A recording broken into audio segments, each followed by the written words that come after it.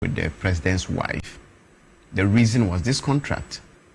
After everything through his people failed, I had to meet the wife, and I went with a letter. Someone was asking, did I present a petition? A similar letter.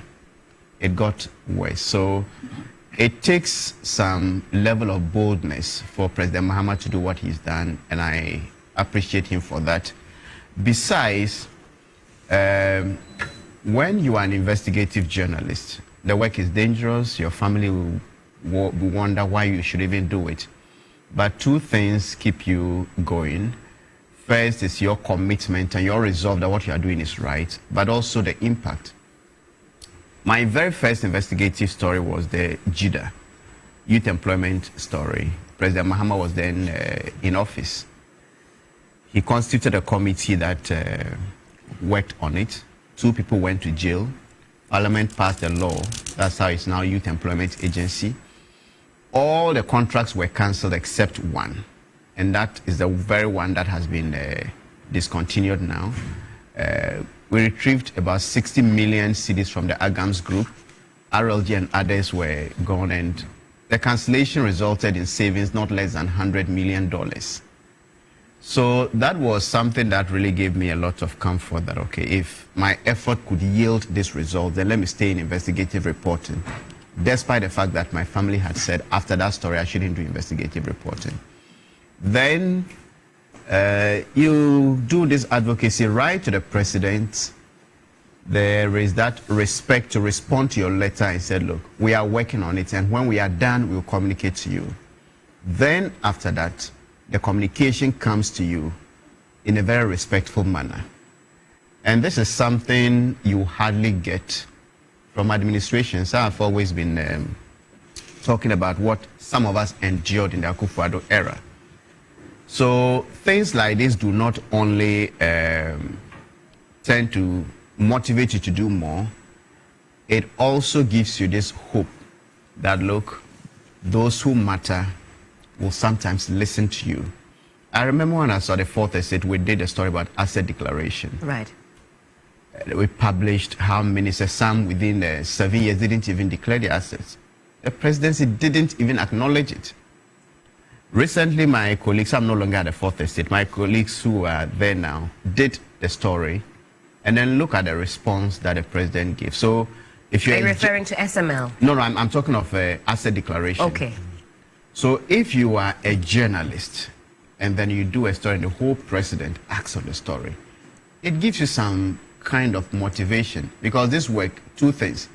You're either doing for fame, for money or anything, but when you start journalism, when I started, just see my byline, a story by Manasseh was enough. Then I started winning awards. Then it got to a point, the awards became so many that they didn't really tickle you. And it's the work that your life is on the line, so I don't think any award is worth it. But if you believe strongly that certain people who are humans just like you are being treated like slaves with your resources, because the money is used to pay Zoomline and others, they are those of us sitting here. That's money. Yes, our money. So I would commend the president so highly for taking this step, but to say that this is just the beginning. In the past, there were instructions that don't pay Zoomline until satisfactory auditing was done. A lot of those things didn't happen. They continue to pay them. So we are going to ensure, or I am going to follow up to see the president makes directives, but sometimes those below don't. And they said, okay, we are now going to subject contracts to competitive bidding. We are going to decentralize them. Some of the contracts are not needed in the first place, like this sweepers contract. Every assembly in this country has the capacity, more than Zoomlion, to supervise people to sweep. There are waste management departments in all the assemblies. Before Zoomlion came, we used to have in Saman people, the sanitary inspectors. You couldn't leave garbage in your frontage, in your home. Your parents would harass you that if you let them, someone else will use your fees to pay and then you be at home. So things were done properly. Zoomlion came to the scene, they put all of those ones aside, and say, let's award a contract called sanitation gas, who will take over the Samantha. And they operated just like these sweepers. Right. Let's give them 500, they'll pay 100 and take 400. That collapsed. So the assemblies, any district chief executive who wants to award a contract to somebody to supervise sweepers is either very ignorant about what is happening, or the person is simply a thief. I have a letter from the immediate past mayor of Accra, right, who writes to the YEA and says, the city is dirty. There are supposed to be this number of people to come and sweep our metropolis. We don't find them. So where are they? Can you give us the list? The YEA, which is supposed to own the youth employment program, the sweepers, didn't have the list. Meanwhile, every month, Zoomlion presents a budget of 45,000 people in the pay. Even when the YEA attempted to do a head count, it was led by Justin Kudria Frimpong, who is now the MPP General Secretary. He was the YEA CEO. They did this head count and came out to say, look, some of the people that didn't even have our appointment letters. But even with that, we got 38,000. Zoomlion presents 45,000. We asked Zoomlion to present the payroll. The company has failed to do it. Yet, they kept paying. The assemblies, the biggest ones are the Kumasi Metropolitan Assembly and then the Accra Metropolitan Assembly. I went to KMA. We went out to the Central Business District with KMA officials. And I captured this in a documentary, Robbing the Assemblies. And they used their IGF to employ people to sweep the Central Business District of Kumasi. So I asked, but on paper, Zoomlion is supposed to have about 1,700 people here. So we don't find them. So if you are a DC, an MC, and then there's an opportunity to take charge of your sanitation, and all of the monies were paid from the District Assembly's Common Fund. Right. So if you now have the opportunity to get people to sweep or clean your community, and you think you need a contractor from Accra to come and then supervise them, and the supervision is just like this. Zoomlion didn't have a lot of people, or even now, if you go to some of the districts, they have just 1 or 2 employees. So they use this same YEA sweepers. Maybe this area, you be the head. This area, you be the supervisor. So amongst them, that's how they operated. So these contracts are not needed. The fumigation contracts are not needed. The only contract that I sincerely believe a company may be needed is the one that SIP, the one to ensure that the refuse that is swept. So this contract we are talking about, when Zoomlion, the workers finish sweeping and they put the refuse in the container size in the markets, lifting it to the disposal site, Zoomlion has a separate contract that pays for that. When it gets to the sanitation, the landfill site, there's another contract that pays for the management of the landfill site. And if you go to most of the assemblies across the country, they just bend the landfill size, but they pay money to manage it. Then there's a contract for sanitation, the fumigation. The fumigation contracts are 3. 1 from the assemblies, 1 from the Ministry of Health, which is awarded and then paid for by the National Health Insurance Authority. And then the local government ministry every year awards another one. So all these contracts, if you look at the payments, billions of cedis, but nothing is happening. So for the lifting, not all assemblies have the trucks. Some of the big assemblies do. I went to Takwan Swayim, and they had trucks, and they were managing their area better than where Zoomlion's workers were. Right. So if assembly doesn't have those trucks, and they want to engage a company through competitive bidding to lift the containers to the disposal site, I don't have any problem with that. But the other contracts, just take the District Assembly's Common Fund audit by the Auditor General. Just take any report and type fumigation. Download the report, search for fumigation. You will see the plethora of incidents. Every year, these people paid, Zoomlion doesn't deliver, yet it is happening. So these are some of the things that I think we should follow up. And I don't think it should be a Manasseh campaign, because the monies are not coming to you, coming to me. All of us tend to or stand to lose. We are paying billions to companies that don't deserve it, yet nurses cannot be paid and all of that. So these are things that I think beyond the announcement, I would want all of us to pay attention to, and also pay attention to the metropolitan, municipal and district chief executives who would think that, well, there was corruption at the center, it's been decentralized, it is our time to chop. We will pay attention to them. Have health insurance, and you know they are dealing with fields, so when they fall sick, they're on their own. Some are on the streets. If they are injured, they're on their own. Some would move from their locations to go to where they work. No transportation allowance, nothing. And you have a contract that says every month allocate 850. Zoomlion takes 600, and they take 250. And if you look at the number Zoomlion claims to be controlling, if you do the math, a company is taking about 27 million cedis every month, okay, managing these sweepers. But the people who go out to sweep, if you divide their daily wages like 8 cedis, they cannot buy roadside wache.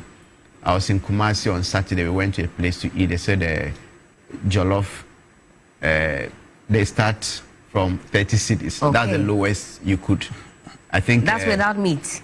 No, without even meat. Kumasi, where food is cheaper. Yes. So I was telling someone that, well, Kumasi, the cost of living is getting higher. But 2 years ago, I tried to buy wache at Baoleshi here, and they said, oh, I just need something small. I said, oh, Mama, 5 cedis. So you enter 5 cedis.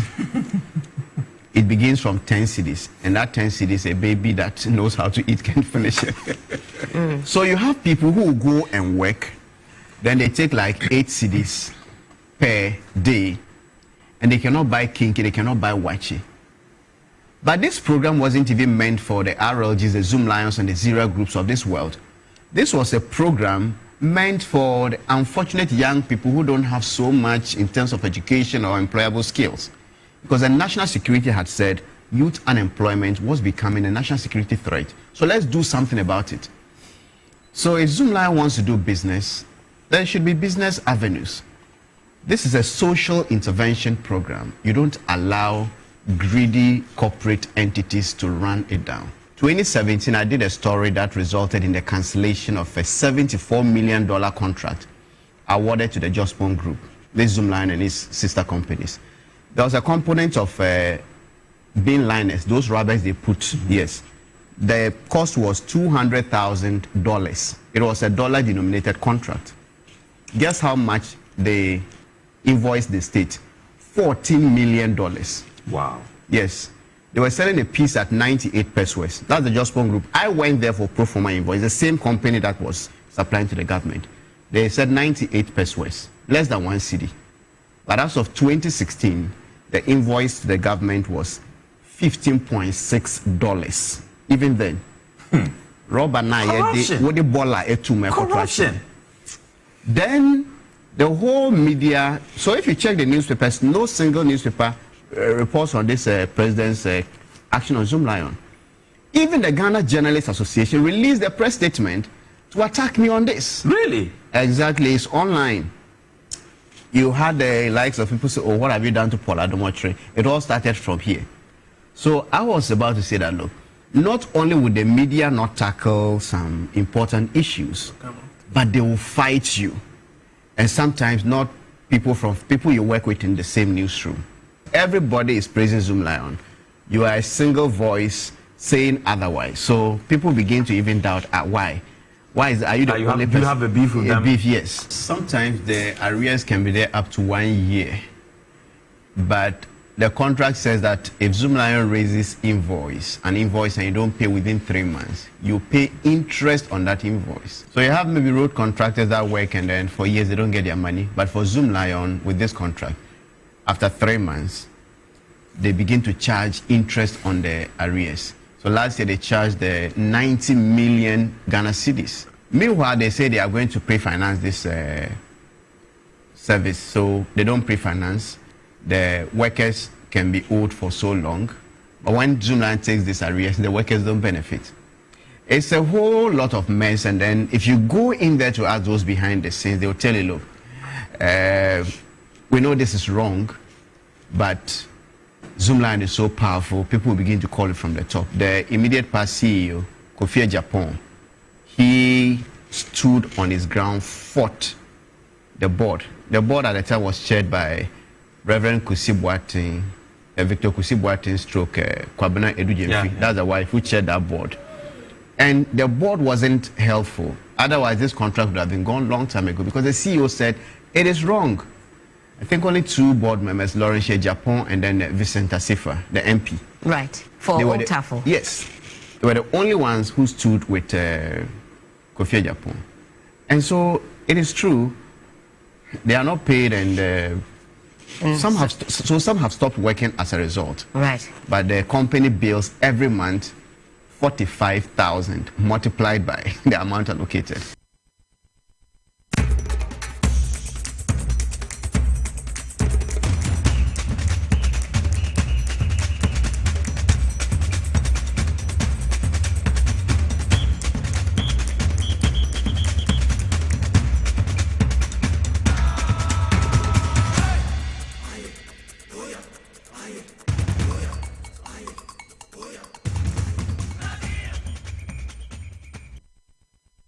Live on TV as well as and also on Power 97.9 FM, the hottest and the biggest conversation in Ghana inside politics in 83 and CD hour 37. Abebese Street, the heart of Accra, Usu, editor in all the 16 regions across the country, north, south, east, and west. Medoko Tamale, northern regional capital, Kesmi, 107.1 FM, Bole in the Savannah region in Kiligi FM, YAW FM, Bokuya Source, 100.1 FM, Unionma, a war, a year, Zebela so fire was Zeps FM. Pusiga, Wingpang, Sampa, when the FM Nina, Ewo, Upper East region of the Republic of Ghana, Yanko Central Regional Capital, Cape Coast, Adam Sounds, Ekremo, Ewo, Kotokraba, Market, so and a Rich FM, and Sukremo, Ewo, Asin, Fusu, Western Regional Capital, Takrade, and then Patam Ninano, more fire, Ewo, Sharp 106.9 FM, Sasona West End, 100.3 FM, so Ewo, Eziama, Elembele, Honorable Kufibu Krum, Yamoso, TN, more fire live, Ewo, West End FM, so.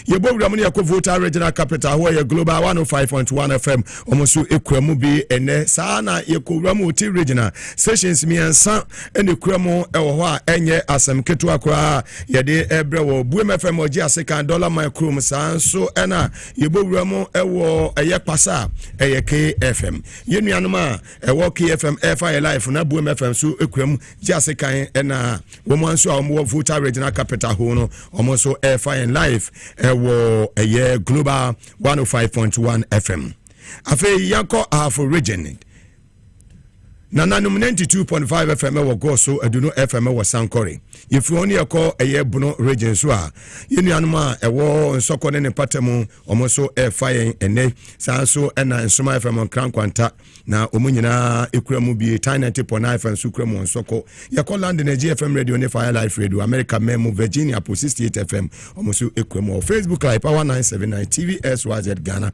sanso na on YouTube eye SYZ broadcast na tankolega biga mugabe mase capacity man and mina midi jumedi and watch me and obeti Alex Nelson kan sanso and a former Ghana ambassador to Czech Republic Her Excellency Zita Benson also mobetin and kan lawyer or your former tourism minister former information minister mobetin and kan ewo jumedi so you be any other just issues nyina near the ama timemfo ewo omaimuna and ye sha see na chese sema eboboba no ano edin ye papa Ghana Revenue Authority for omonso edi statement bi abade and omo eka sanso na Ministry of Foreign Affairs ya Honorable Samuel Kujoto Ablakwa oda no no omonso de krata bi abade nyina afa eye Iran ene eye Israel tawantawa ababeto omo entem no we nyina so eye sema ye de ebre wona nura eye Father's Day na eno so mo say amanfo wish fathers no ye mo no omo wish happy Father's Day twam ide na chese belated one mehu eye daache hima de lizensu mehu ne de beposo de bai ya chese mu say yes eye fathers papa na enei medical bo eye nkomotwetwe bi ekoso ewo eye TV3 said ebeya ebe sete I mean, nkomotwetwe ebeye no mu beda ho pefe na da bia ka say in journalism no yes be circumspect in your reportage, checks and balances into ko no akobi enye say utie say kana na je say de kana nyina no sa pepepe na etientie nei amaya to yansa e de afre yenua ba ema eye adwoa apia osadua oye one wo Zoom line aso communications and corporate affairs e Zoom line ni position na bia oda eno no na chese onye ni paketo akora ya chese ye papa Dr. Sian eye Japan ho eno oda nti ene programming eye programmer ye bedi nkomo se de bia ye tete no media no sa na te Zoom line any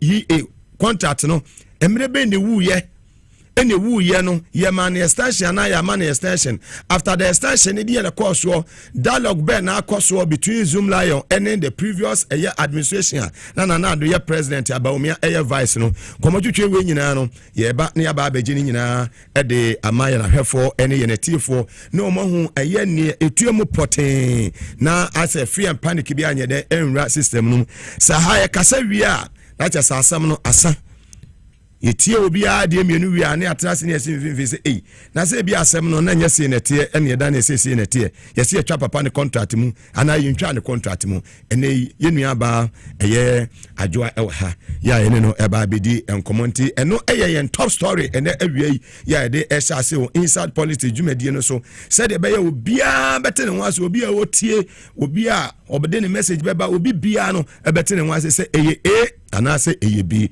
Many about you, I'm Makwaba Edeba is at Politics Media Show, TVSYZ and the Power FM from Zoom Lion. I swear. Yeah, Beman to say. About the end of the chair, and I swear. Fantastic. Mr. Doctor, when you're Namia don't need my phone now. Fine. And then you call why a year ye. Now, and some Bible told you, I say. Yes, Zoom line contract a woo, Zoom line contract ye chem, yes, ye renew and some baby, whatever.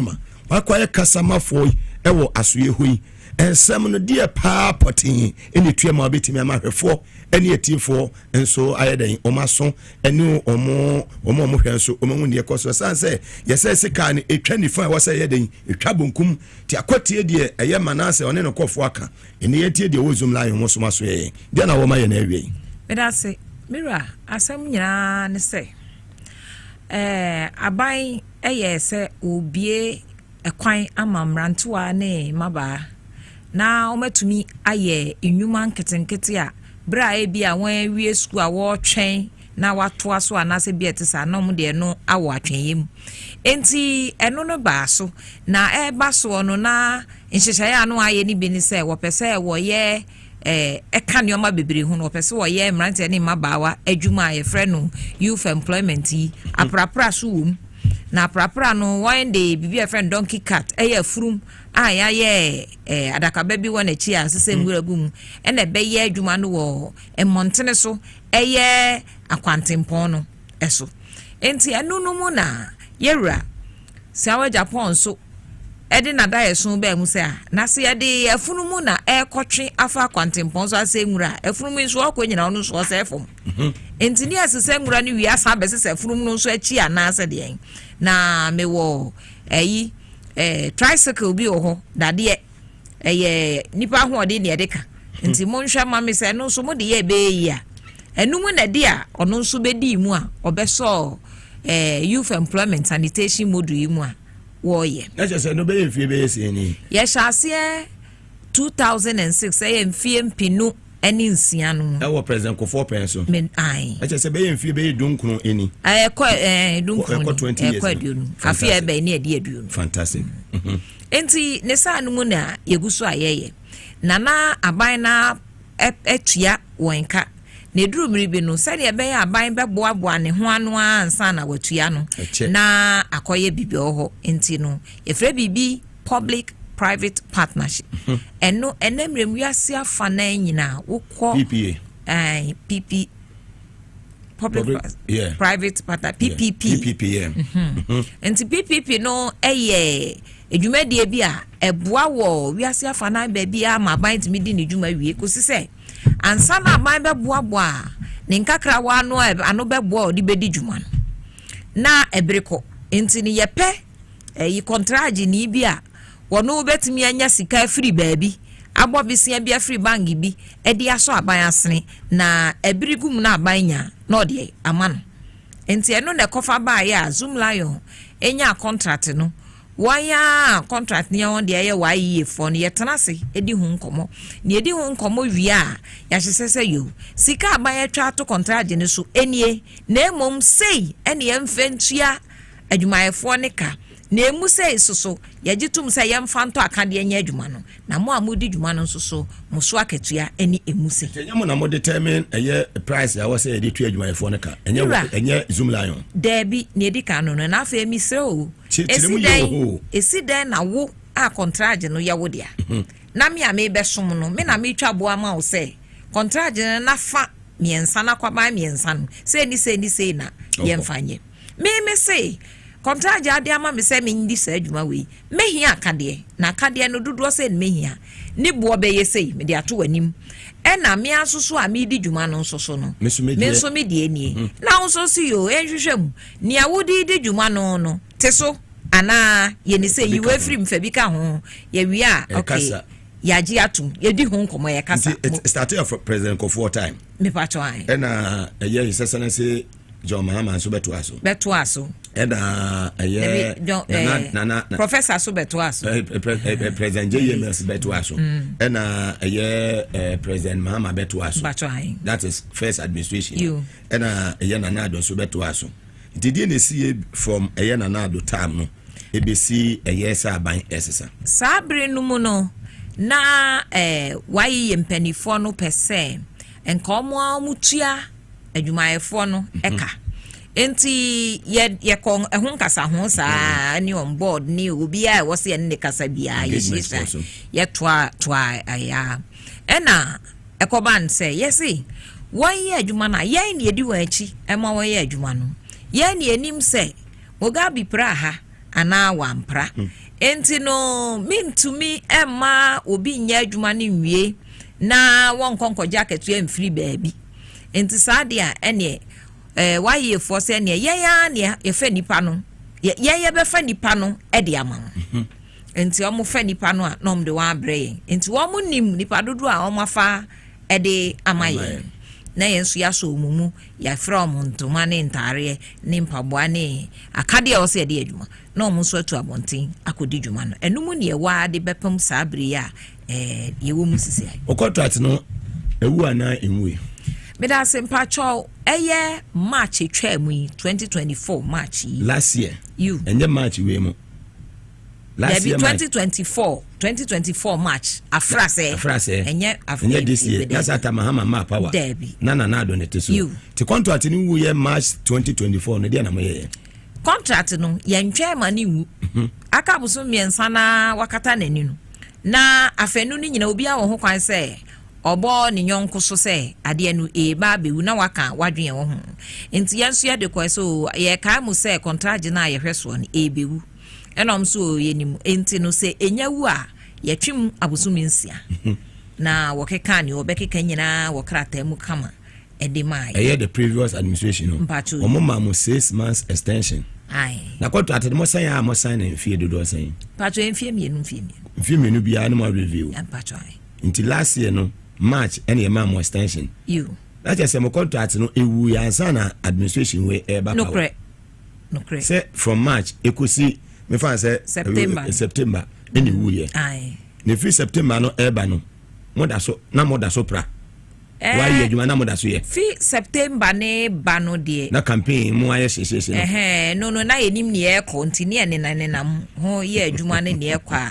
Ene say afa ye hwa enkekan ne nkomodi e koso wo ho no nti no ewu anesa nti ye wo ho ewu last year March and the mom extension 6 months and extension is wu year September 2024 te jo mama me twa am contract mo there be contract no a watu ne kwa akosi waso ya na de so ended that azana jo mama eba no correct to the statement abana dia ba say what they saying monya den mo contract na ba wie eno ni statement abanye de ba was ya contract ya aba wie no once sano said ya tie no once san wobesesa no said ya tie wobesesa na ebumo amopra no etu omo kayie nyesa no kre engagement egusu koso ana asesen mijidi sempanifo egusu a edi nkomo said yese na yahwe se obi anya ntro yen se ewuo ni de momfa monoma engu yene munya adwuma bi wa na se si ade ye nkwa hu bio na momi ne mia me de mani hu abonten ne se adwuma efo no obi ema wa amane se munkofie se ye no nya ye ne de ombae wa ye ne de omaye enti se mo amatu anamon bi se abawieye mu nka ho asem bio de na wo se mo bo amane no mu ba bi o mu de mfufu bebo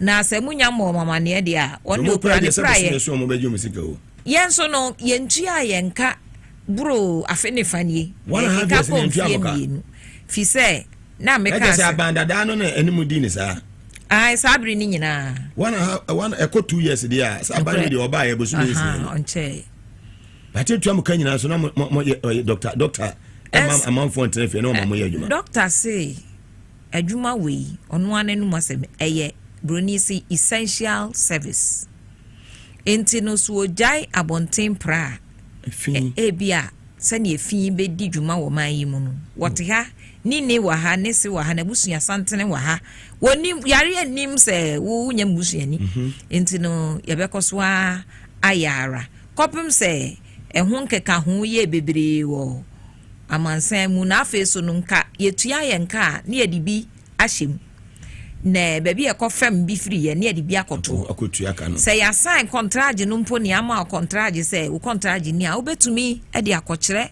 sika kura bia fo say aban na me ne adwuma wa ma me krata say adwuma we menye enti nka mo ma me kakra na me de akoye na aban de ma me am de aba ye ni krata bi sa sese eya no kra say abanda de na etwe mu no mo zoom line for proposal 420 Ghana ema abanda na ka say 300 Ghana no betimi atua eno ne nkoma ne gusu e di aban ne di free eye Ghana for to abete o pepe momo proposal 420 Ghana na enya bre di kan ni fiti bra ye chance ye ne se ne be ya won sika no ebesesa nyina ya na ye ne won wo fom ho enti yete nkomo no ene ahokyere ne ade enti yenum so se mai mu ayeti sabiota frache yenhwe wo wabrabo a wo bo ho ne atua wo ka de wo ne wo se ye de ma to wo na obeye tafrache nyansa wo ho wo hu ne a wo de beye ebeso ene ade enti no ye ya ne ya pusu aka chempanifo sese no yenkofo no ahokyere no ba bi adu no nka ye sese mu a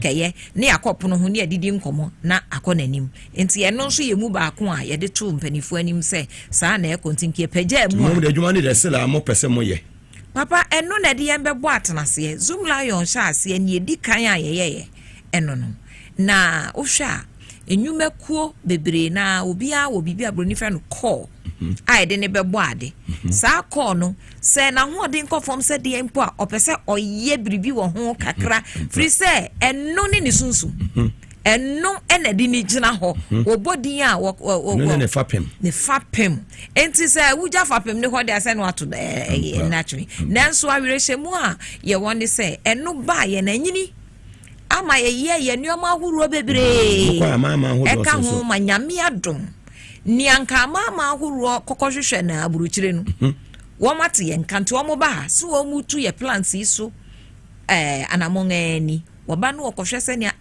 enwura ne yedane ani na yama enwura no nkwa foforo no anya hode ndi dwuma foforo dia ye pebi ana so momra na momfa mo nim de emeboaye enti ya wa amai yedru Africa amai be aduonu nan so 24 countries no kre papa enye se aprapra yi nko an ye de akoho se yakoye nim se yakoman bi so ane yakọ akohwe bibi te se processing no mo de form de no mo amomai mo ye form primary no wia se ne edane ani ema no nkwa foforo me ngura na nkasa enya enumunyam te se yadane ani aye compost ye yiyi rubber free mu yadane ani ye de aye akonwa saa ne oma no enu bi anaso obi so ho so me pesa mo ba na mo ma minimde enti mo ma minimde na metwa so enti ejina ni obi ape obi also say me pe waste water treatment mo meboa me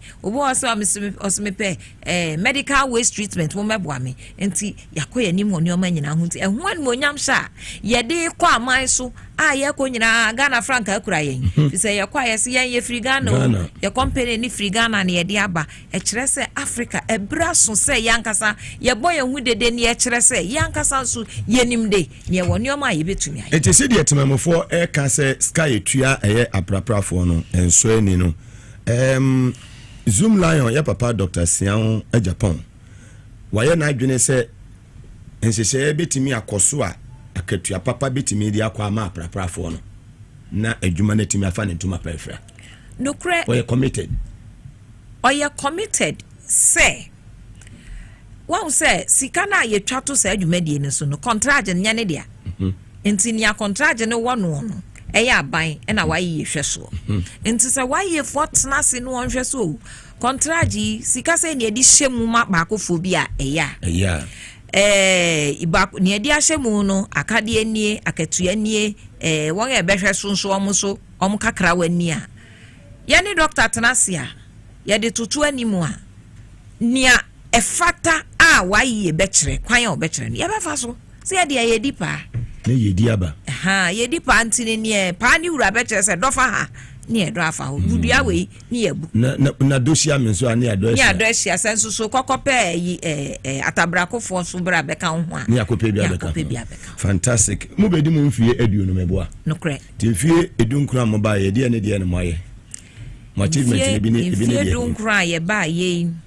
no kre ni nyame anim ya ye bebrebe ehye nyame anu nyam kese anything ye ba 2006 no hono na yede waye ehhehye so na yede hhehye so ko nanim na no ye hunu se 2008 hono 2008 African Cup of Nations ye ball bi e wo Ghana hanom a Afcon na nika enti no hono ene enso ye de enhyehyɛ kɔto mpanifo anim sɛ yan ye betumi apra o ye pra nti no ye pese ye hwɛ ne esiesie kurum sa mama ahodo mama ebe empo ye yi sukra AU summit bi AU summit bi me na me da enwurase sa no kra ano be bia omusisi adam foforo ni nyina post construction waste ni ade nyina ne ye yi ho nyina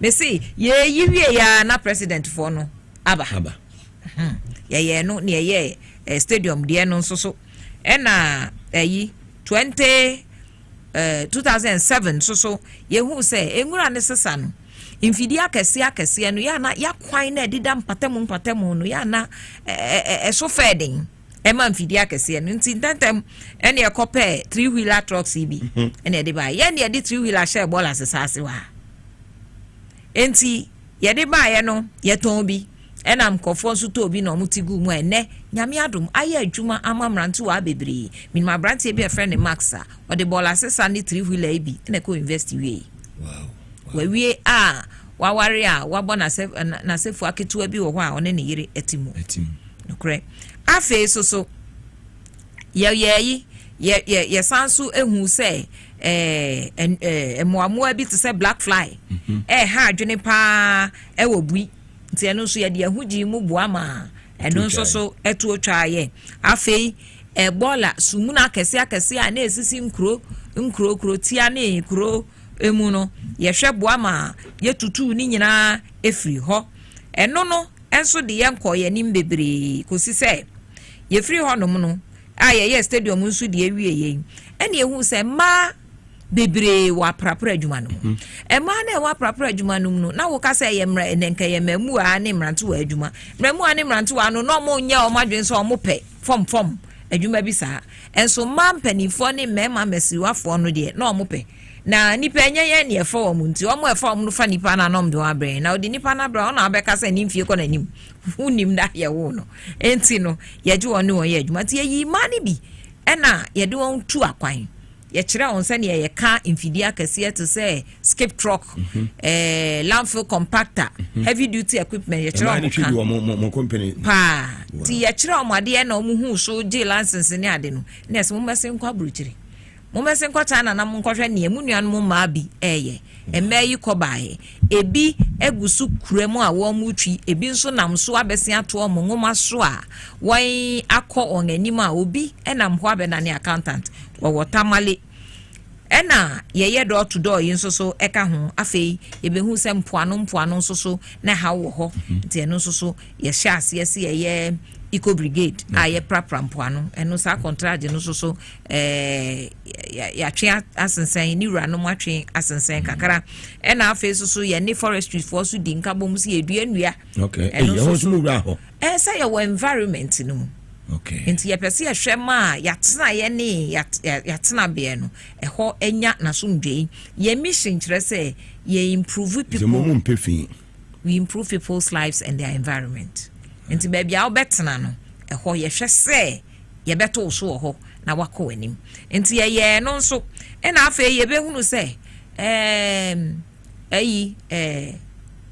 voter lake no honum baby ekọ na nimu na otia na atoye nchem sisi nsuo no so nti ehon so voter lake so ye kọ hɔ a na ye wo hɔ asamo ba full boat na ne ama mo life jackets ne ade na mo de akọ nti eno so ye to nsafre ye 2009 ye kọ Guinea Conakry ekọ boae ehwe se dia nioma ekọ ewo hɔ no mo ena afa so ye be ye hu se ebola so sumuna so ankasa no wo se ye hwe na ye di hodwuma na ye boa na enwura no ye hyehye ne yie wo ho fi se wo se nka mensini bia nya engineered landfill na so ye ni ne sa make us nkran ha ye we engineered landfill bia ni aha entinia wa ha na wa adepa na won sanwa mu nchen ho okay minim so say me geography chem sense sanwa mu nchen ho nye nkran eho ye eastern region eho ni wa ha nyina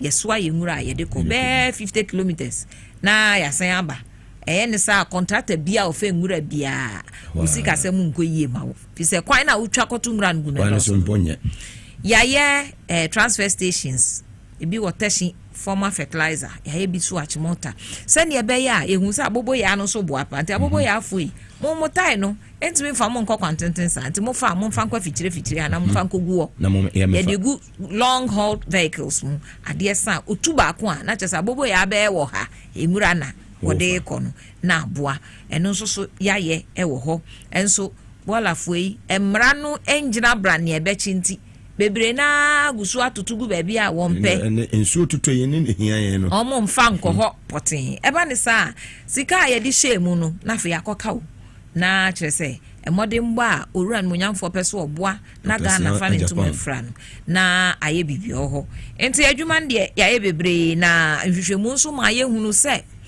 ye nwura na ye fi na ye ka no emu ohamu nchemu be adiosia eye de pro enti say ne be ya de pro no ye be ma no another lifespan like into the circular economy yes you any sadia ye na ne nya no compost ye be na no compost any akapo e be si ho okay enu achi ene ye be ye kumase so de waste water treatment plant come to kumase so manya plant kase ni bi ho e wo ho pa kase pa waste water treatment plant na no na sebie kai ne twe no ekira sebi janai ye di kokogu ono madane ani ba ku ya na ewo enkra ha yi a ewo ponanu kane no ne eto sebi enugu nsuo mpe e ma ye nya dimbone ewo UN mu yesi ye ne eto so nso a ye hu ofi pa na sebi otafra che onipa ye ka che so hu ofi a na che se ahomete na o mai mu a enmunyamfo enti ha yewura siawe Japan enti ohwehwe mu apa aboafo kan ne ho eni sei ehwa ya ehwa na ehwa a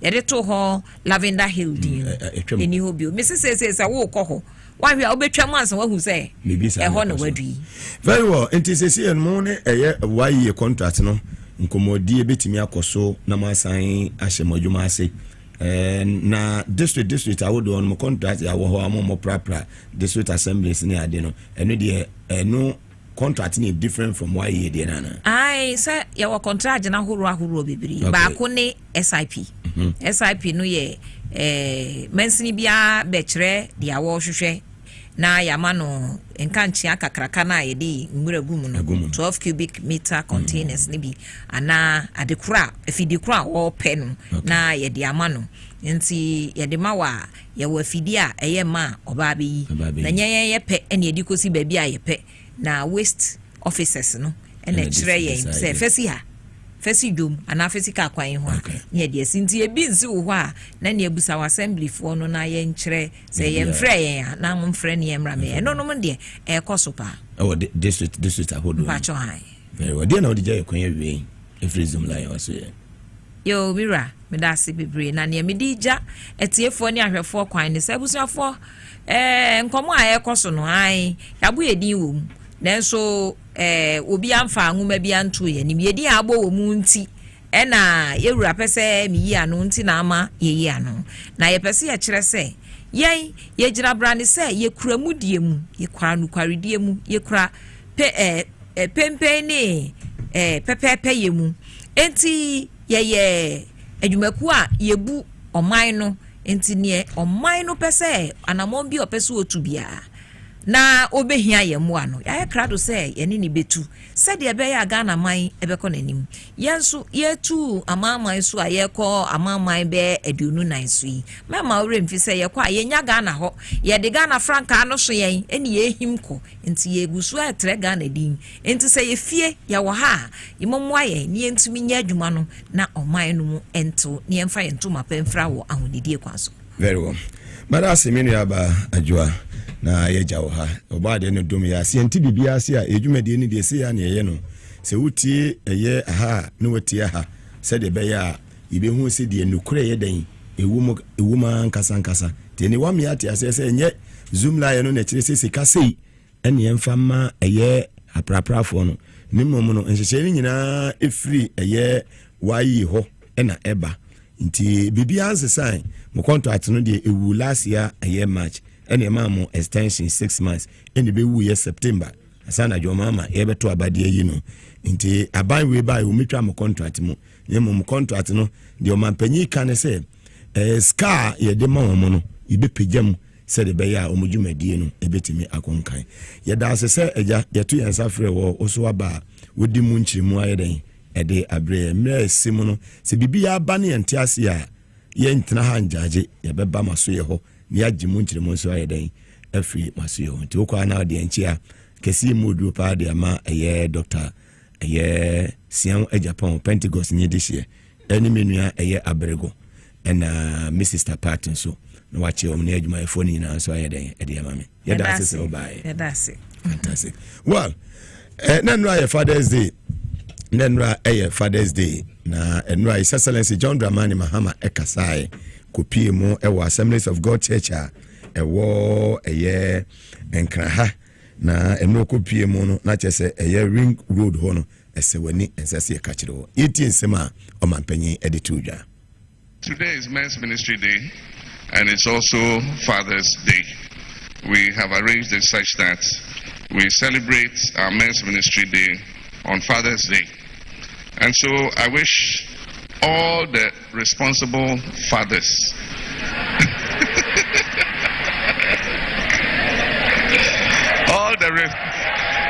I qualified it.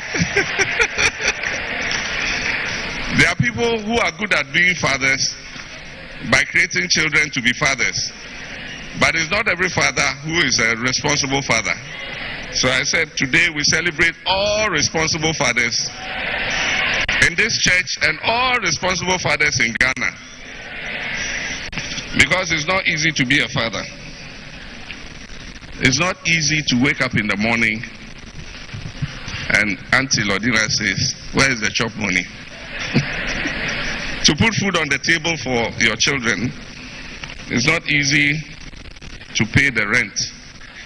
When the landlord is coming, you won't be the father who will go and hide under the bed. May God bless you all so that you won't have to hide under your beds when your landlord is coming.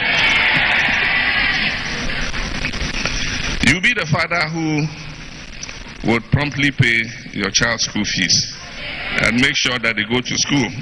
May God bless all of us so that we'll be able to do that.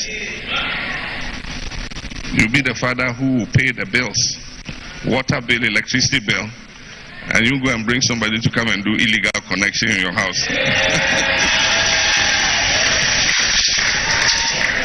May God grant all of us divine replenishment to be able to do so. The parable of the mustard seed, a small seed, is one of the smallest seeds you can find. And yet when you plant it, it grows into a huge tree. And so each of your children is a mustard seed. And so when you have planted those seeds in your children, you must make sure that the children grow into useful people in society, have good personalities, and are Christ-like. So these are a few of the lessons I thought I would share with you. We, as fathers, must take responsibility for our families. And so it might not be as rosy as it has been. We're in times of economic crisis, things are difficult. And so while we pray that God should turn the fortunes of our nation around, let us in our own small way continue to do the things that will make us able to be responsible for our families. And so on this Father's Day, I wish all fathers, again, responsible fathers, I wish you well. Those who are not very responsible, I pray that God will touch your hearts and make you responsible to be able to look after your families.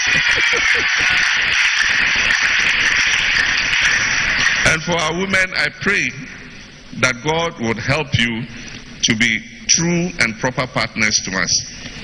Because they say a man and a woman shall leave their father and mother and cleave together and become one flesh. And so you would help us to be responsible fathers. You two don't sit every day. Nam chop Montisia. What they chop money now to table. So you two do something and support the man.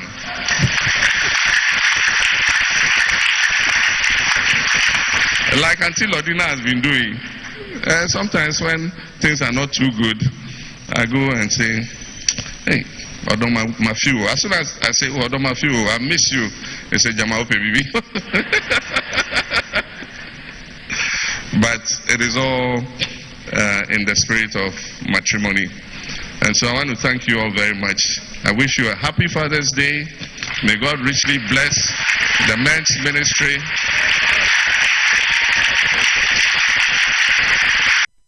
President Papa Akufo-Addo be Ghana president. Father's Day is also when will be celebrated. No one responsible father. Your mama dear or chairman is bia so. Te a member no mutie. Member na mumpe school fees ituano. He said be responsible. He a case so ba wo ba be wiase. Na waye wadwene say wonhwe wo ba no. Nanso unya bi ene namfofo kochele akopon fanchewo wo abofra ede ne ba wiase a meda bia meka say me ma me priority number 1 wo mo na ye me bibia nti ebeye ya say wo na ma bontene na wo jiwani na wo ma ebre wo behu wo ne wo bakora nam ne so hu ade a ne kon do a na wo pia ne te kokokoko nanso ne bi wo fi when you be chile, any amount for pie ko chile, now me bre. When you're responsible. If you had ye, we say me man wa hani na umo ma wari any responsible. E bia no me on say irresponsible no, enye no nko a kire say da bia no wa yakoma to ho. Enye na kire say we responsible. Me udu aje kotoku dwema. Me mai umu yi ntosi me se toso. Je ne me kwa yasanto bag no. I say 13 million, Messamama 11, Minubi Diano, so Mugabe and I say, hey, Mugabe saying, I chum for my own more media a year market we. Me drew one, I would tune to see an out to Yaduana, F. Sebema, we woofy, now be dibja. Now dear corner, dear, or dear common woofy. F. Sebema, responsible father, who be who are dear Wabontana F.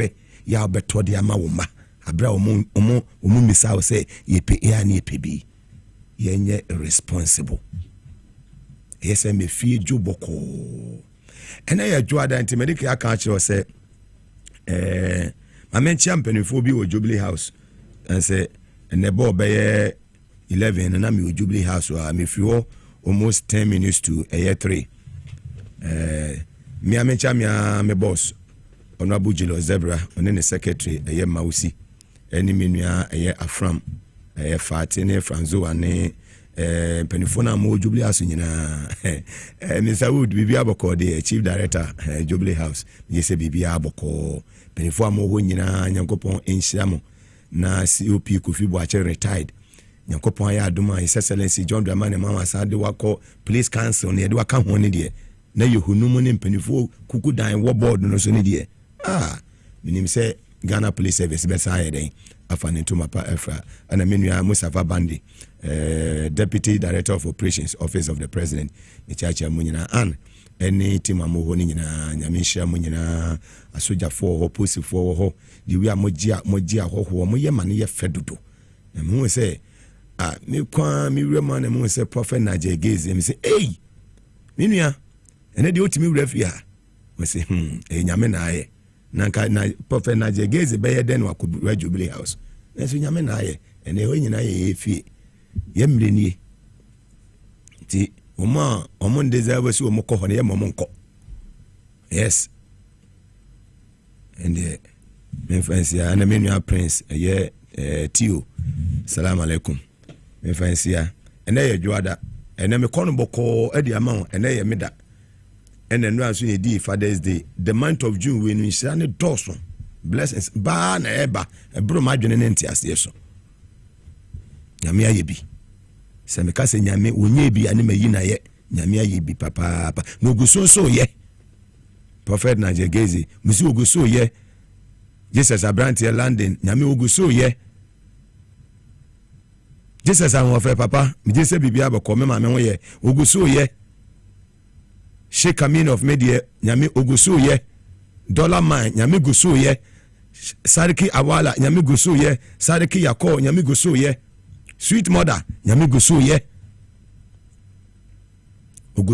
ugusu shira Ghana esha ye nyina aka ho Ghana ye boko ye mame na oye nyame gusu shira Dr. Siama Governor of the Bank of Ghana Yankopon gusu shira Dr. Obaneboama over the weekend ni school your program bi no kopi mu ase ese woni na ese ka kire ho fantastic minister defense woni menua eye broja jamfi humu boadwuma ene eye Honorable Bukari transport minister emission o Jubilee House very humble man I say Mugabe if not met before I say yes I say I'm the MP for eye Saboba and the transport minister humble man Timitrasi din komo ko ekire when the president awaba utimi say Ghana dwoboko His Excellency any penny for Dr. Siam Ejapon ne contract no munsim konya oye yenua oye papa oye wofa munsim konya na be de be keka ho a ebe ma prapra for no His Excellency minim say wo be yeso aka say o musika ne be pejam because akade na de adwuma nyina no in the whole of Africa obi ani ho yet me tell man ni munye fi why my younger brother Malik Basintali I know what you can do see wonsom ani nipa ya so yemu na yemwa ye huni peja wa mani si baby ye ene ye say Iran ene Israel tokanti ama fa no akoye bibia eden ewo ho na so ye say bo ni begina baby egina na mo president papa Akufo-Addo ko wa maso 1 liter 35 Ghana president wo fi nyansa no enua Honorable John Jinapo ene menua Edoji Tamakuru ya mishramo kana alisa assalamu alaikum so ya money say ya mampanyin John Dramani Mama yenyina da chi ye mano ye mami Lodina ye mami Prof Nana Jen Vice President yenyina o ma chi ye ya kompa ibomo ye kwenkoto dwane mu ne bompa ya ye mompa ye ma appointees no nyame omo adwene nyansa no mu famu wo man no Reverend Botu mon company for no paibum. Ni Duncan Williams mon kai womo. Archbishop Duncan Williams mon company for no paibum. Yes. This is the time. And I do that. Elizabeth Nasisia, Naminu Ba, a Her Excellency, Lawyers Itabenson, so at Nasa. And I do a day. Dr. Amponza, dear now, my. Eyana ebimu kasa se Dr. Amponza ehena owo. Bebreka se Dr. ya wachi kwan na wokyere no eyana eswa. Nti ya kyere no mo na ya yere afi. Meba cha ye was Pinterest akra nyina. Babi a ye wo ye ba akopɛ. Tie mi ye pa. Pinterest. Udie o fast Pinterest ka kyere mate ni se mate mesi o Coastal Junction. Babi a car no be si no a obo se station taxi station ho buza omo se ohwe Dr. Amponsa omo do beba e na wonso a wo Kumase ye wo hwi Tigo Junction taxi rank ho a e ho nso oba oho ebeto kama obi biara a wo hwe me ne magic machine e da so tiase enko babi a afi kura na me kraba mo e bi se esa yare yie na se de eye na djuma no eye different any machine biya abawo system num magic machine sayare enye se eno no hwe yare ye wo diagnosis ahodo e wo me hospital lab biya me ye bi wo ho me hospital ho no oba lab biya ye bi wo ho ene ye wo magic machine no sayare o enhwe yare tie me diagnosis any labs ene ye de hwehwe yare eti sa we yare no unimu a bra na ya nhwehwe adekora edebrew eno wo ho sa wo pese ye sa yare no ma wa onso bra na ye nsa yare na magic machine be ya adwuma obi wo ho ana ebia doctor bi hwew ti asebo yie pa ma me aha ehia me toda me ba me pese me kana me rafi eno ti na me kana ntem sa wo ye doctor na sa wo ye obi a wo patient ya na sa wo pesa wutum san yare ntem patient no bre enuro na wo de ba no san yare ntem a chiro paper sha ne nsam se me Dr. Sumasi ena me se nipa imra omra magic machine no forward ro no a ne ho ato no ntem tie mi ye pa sa nipa na wo hwe no oba ye ma no nro ye ba hwe no magic machine amaw na wa ma no nro dan ne ho ato no ntem ayarefo bebre hia duro nom because e bi oyare diabetes wa fa duro be se 20 years anka ho beto na anka ato no magic machine no giya dia collect ne pancreas na da pancreas no enya djuma e basa ya the magic machine be nyane no pancreas no na ya collect ne cells ni nyina na fe pancreas na ya djuma pancreas ni ya djuma onyare diabetes biem tie mi ye pa obi waka se doctor na de na de diabetes ba enema de diabetes ba eye enema edikan ye mienu eno ne ade a ejina so ema diabetes ana se wasikire ebe kosoro bibi wo oyam a ye frɛ no digestive eno na wudidi a eyam nua ne no obi wo ha wodi no emu afele ayema emu no atim tie enti wudidi a aduane no nyam a sɛde tie biara wasikire be kosoro because wudidi nura wadidi be se nura be 4 5 nanso so no da be 9 enso waduane na ndagesi odagesi fo no yare bra na yenyimu ma o efi na ewo mu no nyina na emu nna ho na fei watumu wasikire no aya adwuma kama amaw sɛde diabetes tie no sɛ waduane no yamu a na ɛyɛ adwuma wie a ɛna ɛdane asikire broni se insulin ɛno na pancreas de bɛyɛ adwuma ma wo na sempo sɛ digestive no so yɛ na sɛ waduane no yam yie na sɛ wo pancreas nso yare a ɛno nso asikire no bɛfa mmɔgyam Ebasa broni beka sa wo diabetes asichire yare. Enu ti asem a me ka kire wo ane se.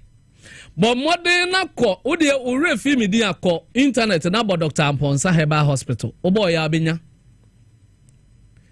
Hwehweme na men quality pancreas no. Me the magic machine si uyafunu so a. Ebe quality pancreas no. Na pancreas no ho tono a ono akotwe asichire a akọ omojam abeye adwuma. Ebasa onyare diabetes biem. Enunti Dr. Amponsa West Africa nyina diabetes many best. Upe wumpo sa adatie. Edi sa wo hwe me ne na wo yare asichire yare a me trafie ensu endi areho. Bo modern na fasa lines we a me bobo amawe. Number me yenu we hia me pa. Anti ne ye WhatsApp esa ye calling number. Wo person nyame ya ne me kasa ye voice message. Mame. Wo fra men ka won sem nyina wo phone no so. Me man na be peke call no. Wo beto me a na wa be ka wo hawo a kire me. Enu nti fresa lines yi anti ne ye 0243. Maami bi se doctor me kono tentem.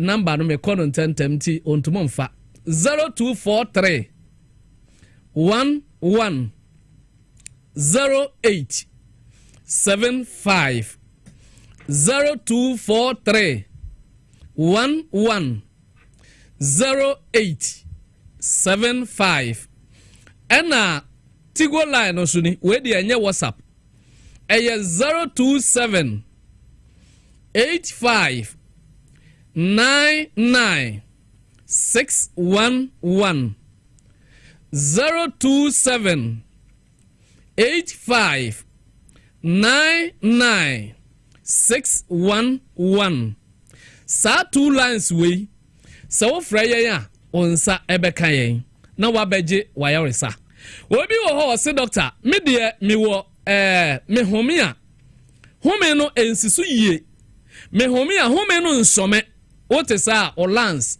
ene wakoma sa na yema mienu we ene yesa ebi ana infection ewo o lance no tie me hwe nkrofo bi mu wo wiase a omobo wa cough bi wo ho a ewo omo so a enkoda obo wan ketenketi bi saa wano enyaida o lance ne yare tie me yie pa obi wo ha lance na abubo ntokuro nketenkete eti lance no eleki sadi enyankopon bo wo no ene sa o lance ne yesa lance ne netumu ma wo home correct sa wo de no te saa hwehu se lance no emu ses no esei entemu ana waba ya de machine be si ukokoso na ya collect no na ya masses na ya adwuma na ya ma waduro na akunkuru a ewo wo system no mo o lance no mo nyina na ho ato kama wo mpewi na apede Dr. Amponsa Herbal Hospital yeti wo se ye bo nipa nyina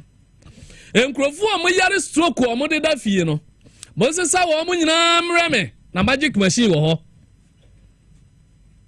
se kura makra mo kura eba enu nti se wo ba ye the magic machine si uso a stroke no eye wadwen ena yare ena adwen ena yare ena ama stroke na achewo ye quality adwen no na o ses no na o nerves na enye no ya quality ni nyina ma wo na fe stroke yare no atumi akọ na na obi ba wa asema o kakra na ye me dekeke ono ba ho 3 years ena nanse ya o chire obi se stroke yare afe na na ohia no nipa na nante correct no se anye wo na wo yare stroke no se ai ba bi o chire me no na ho atome eriti se wo yare stroke na atifia ntemu abra ya won krofo bebre ayare enso wo mo nim yare cropotin ai ha wo mo hwe wo tie me ne wo yo obi a wanya ulcer so many years ya wo peptic ulcer chronic ulcer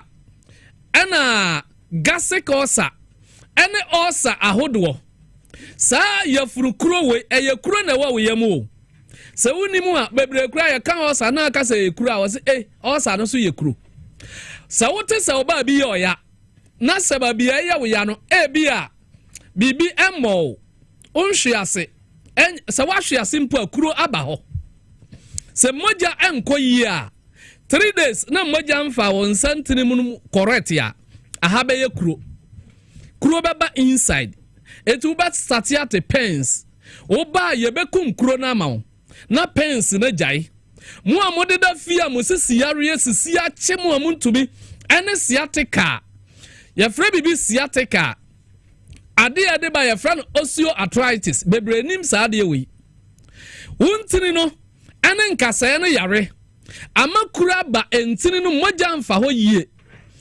ya papa saade we chew na wanhwe yi obeka so obi ato waduro enya aduro to saa na tie enkrofo bebre wo ho a omukotodwe entumo kura ama ne nan se tai obi wa ne nan se tai but ne nan no otia na ese fufuo tare ne nam ayese watie fufuom watie nsuom ayese nsuo gina ne nam minu ya wutie me ne se wo hu saa enema mienu pe ene de baako ye kidney infection ene eka ho ena baako so ye fra bibi gout ene de ba eji se wo so nansia tai a se wo kidney anyare na anasa wonya oba pemfo na hu saa hu se kidney na start ya o yare se wo kotodwe ya wo ya na ye se nsuo gina wonam ye fra na gout etumu se wonan down no ema na ye dendende etumu shi obi nan na ye black when you anything ho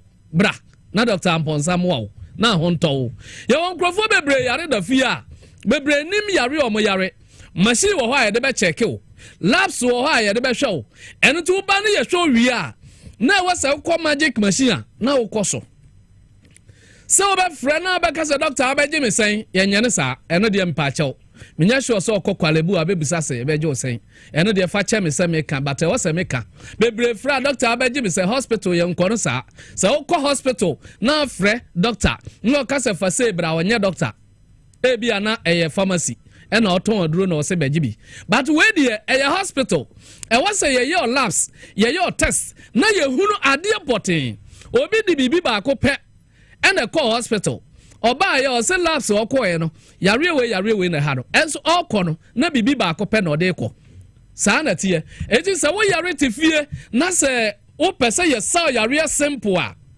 bomade na bra na ne me metra se na munti a me wo ho obi biara me wota ama no obi biara ni wo ba maso ye ema me ye hey bi ni hoda ebi so nsida me nurse ni kura ye o sa da na obekọ fie because wo oba hospital no una ahwe nurse ni no enti wutie me nne ana se wo hwa me na mabo kokose bobodi na fa yare bra ema na muhia wo no ope twins ya obenya ope ba akopa obenya eye normal nyankopon ama yetumi eti yetumu ye enya de se obi si o nyame na maba adenti obi wo ba obi nso ne ba tie sa de we adenti a bodam ni kura tumi awo na obi a onyes okita sika obetumi ahwe ba onya enya se nyame na o ma na bawo de etene se oni obi da nyame ya ato ho ka oni obi sia na se da no ye da obetumi anyensa obenyensan so ye bodam ni so ye de konfa ba no bi nkoto Mugabe yam no mfa bi nkoto yarefo bi yam anase bodam ni na akola na digata so adua ne nyankopon ko nya ne saa awo no nyame ahyehye se problem hawa ene tumisi wa wo kwan enti gase nyame amame ba bra na nyame ama etumi a ye de beboa wo na opem ta wa wo ope ba ako wa wo enti hwe machira kwan na memo mame nsa mo number no na so beti asem a na ye kakra Mugabe krofo na omo hyehye wo mo no burning sensations ana broni ka no a hyehye yare bi a abawi asepa bebre nim so obi na eye no na enso nye obi na eye wo saa na yare ne tie oga brother na leak acid ya saa na be ye wo se ojonso no kidney ne nya adwuma yi a ebe kwa wo system nom eye acid eno so betumi aye wo saa bra na eye mwa saa yare mame mo number no na so beti asem ye kakra bi obe frɛ 0243 11 08 75 0243 11 08 75 eye WhatsApp number san ye calling number ena wonso a use tigwa na say you be frɛ 027 85 99 611 027 85 99 611 ye was Pinterest Coastal Junction uduru abusa taxi for no say o re Dr. Amponsa na omo do beba se wo bo internet so Dr. Amponsa Herbal Hospital a edo beba street me din Dr. Amponsa me kan je so ma me say wa yare safi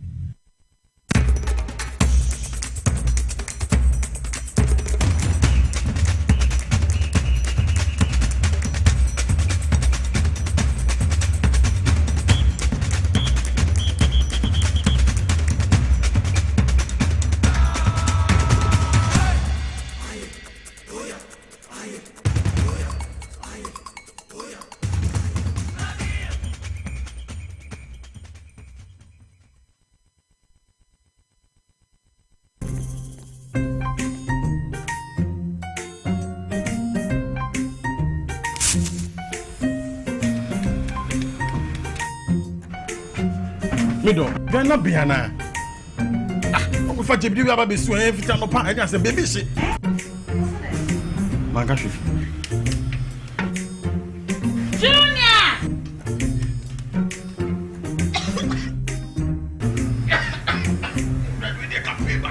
I'm saying so enough for me be the no.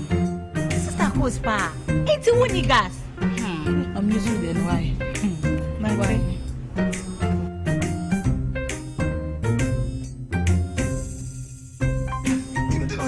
Down Yankana wa.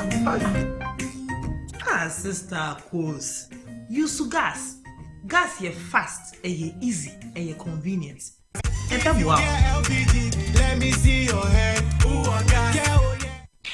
Hi. Now let me tell you about Safari Valley Eco Resort, the first of its kind in West Africa. Upon your arrival, you are introduced to your butler, who plans your itinerary. We were surrounded by wildlife from the moment we entered the eco park. So many activities, all in the same premises. Visit the gym or the stables, they have it all. At my break, I'm able to practice my putting. We also went fishing on a man-made canal. Our tour guides taught us so much about the wildlife and how to interact with them. They used only electric vehicles here. This creates a serene environment. I'm told it's over 1,000 acres. My cabin here sits on 2 acres with a large terrace space overlooking my private swimming pool. Now this is royalty. They have their own farms, thousands of fruit trees. I can also have my lunch here at the waterfall. Quite a beautiful place you have here. Visit Safari Valley Eco Resort in Ghana, bringing you closer to nature.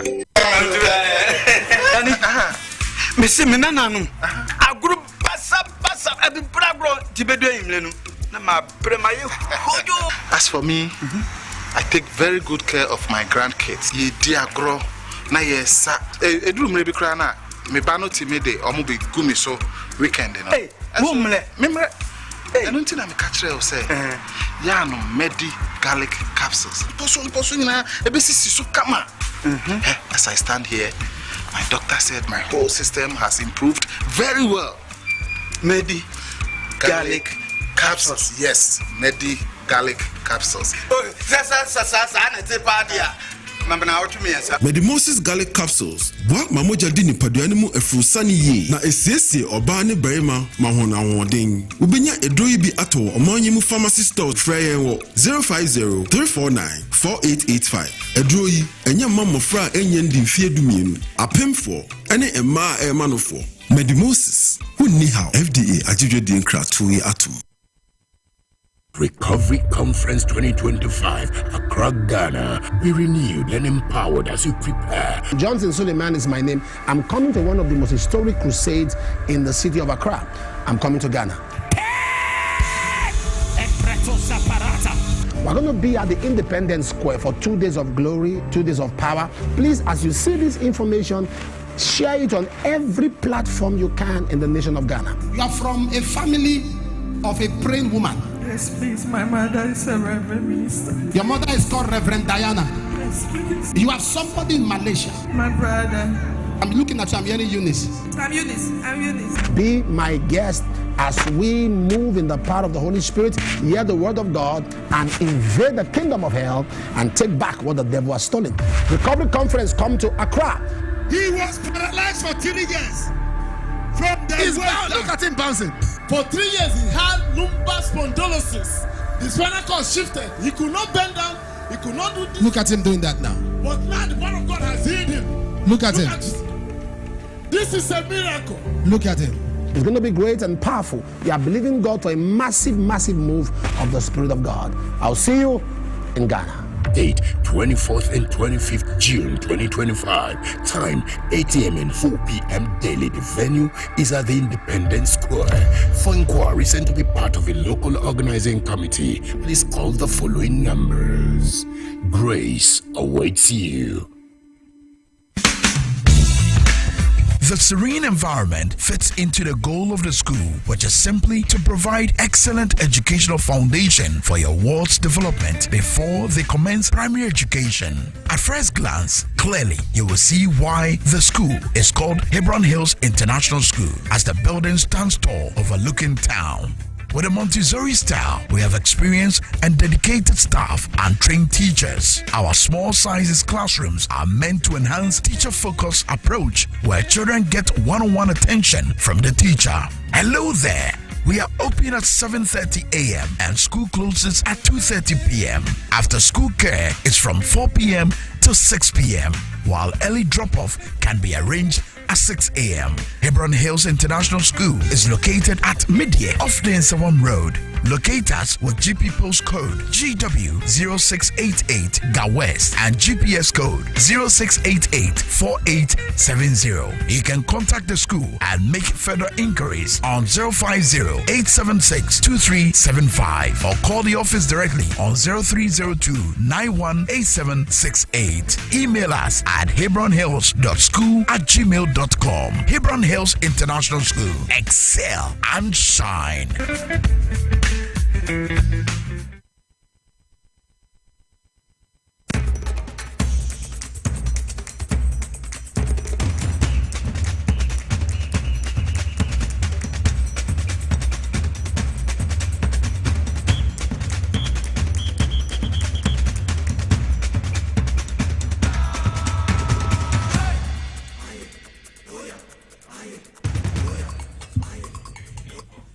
Welcome back from the commercial break live on TVS Wazet and also on Power 97.9 FM.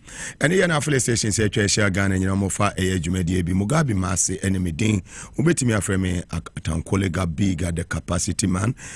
Enye me kwa na me studio ha ne mom menua Alessa Nelson Muntie 3 Alessa Nelson senior political analyst and watrase and menua ba Her Excellency Lawyer Zita Benson, former tourism minister, former information minister and former Ghana ambassador to Czech Republic. Well, yeah, but Transenia ya to me bubu in Samawodoa about over the weekend any new week here Simono and Sama Bobo Ebano. You have any other issues in away. You have asked like I said, Fama and Abua for a child, Jumedi, Eddie Ebreo, Victory Garlic, Mr. Free, a Dr. Amwako, Sansuna Medimosis Clinic, and Heba Center, so Ekremo, as natural mineral water, so Ekaihon, power specialist about hospital, so Ekremo, a year live kit capsules. Also, if we a medimosis as we also a kind of dome survey and general construction. Almost say, Brano Mama has assento, do the one and in Patemo. Now, would you have 50,000 year? Assassin 70 by hand near Trama than papers Bibia, near Bibia, among Miyamako Lands Commission. Ako Yinfiamo and we say, a dome survey and general construction. Omujumedino, I want to hear papa, almost as any so ever adenta. They say, we are want to mean 2 years canina, open 1 year.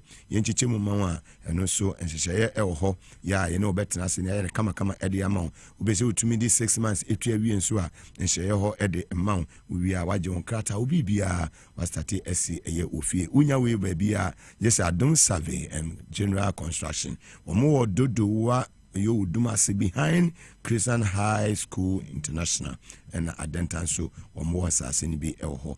Number near 055-439-7831 055-439-7831 and 020-378-8842 020-378-8842 WhatsApp line near 055-439-7831 055-439-7831 from Omo Ebejo. So you may go in another room and Hebron Hills International School and assume And then Monday, the 16th of June, 2025, yɛde dwumadi ɛde ɛbrɛ exactly 46 years in here a year a champion to an ananum ewo insedo nti ene history mind senior political analyst ono koka champion asema na chese wa bre ni kro the champion family yakopon enkam ho no nhia ma no anye mokese I remember saying I'm in my wife kwa the same program ewo Trinity a year Presbyterian Church or Savley Congregation Center ewo London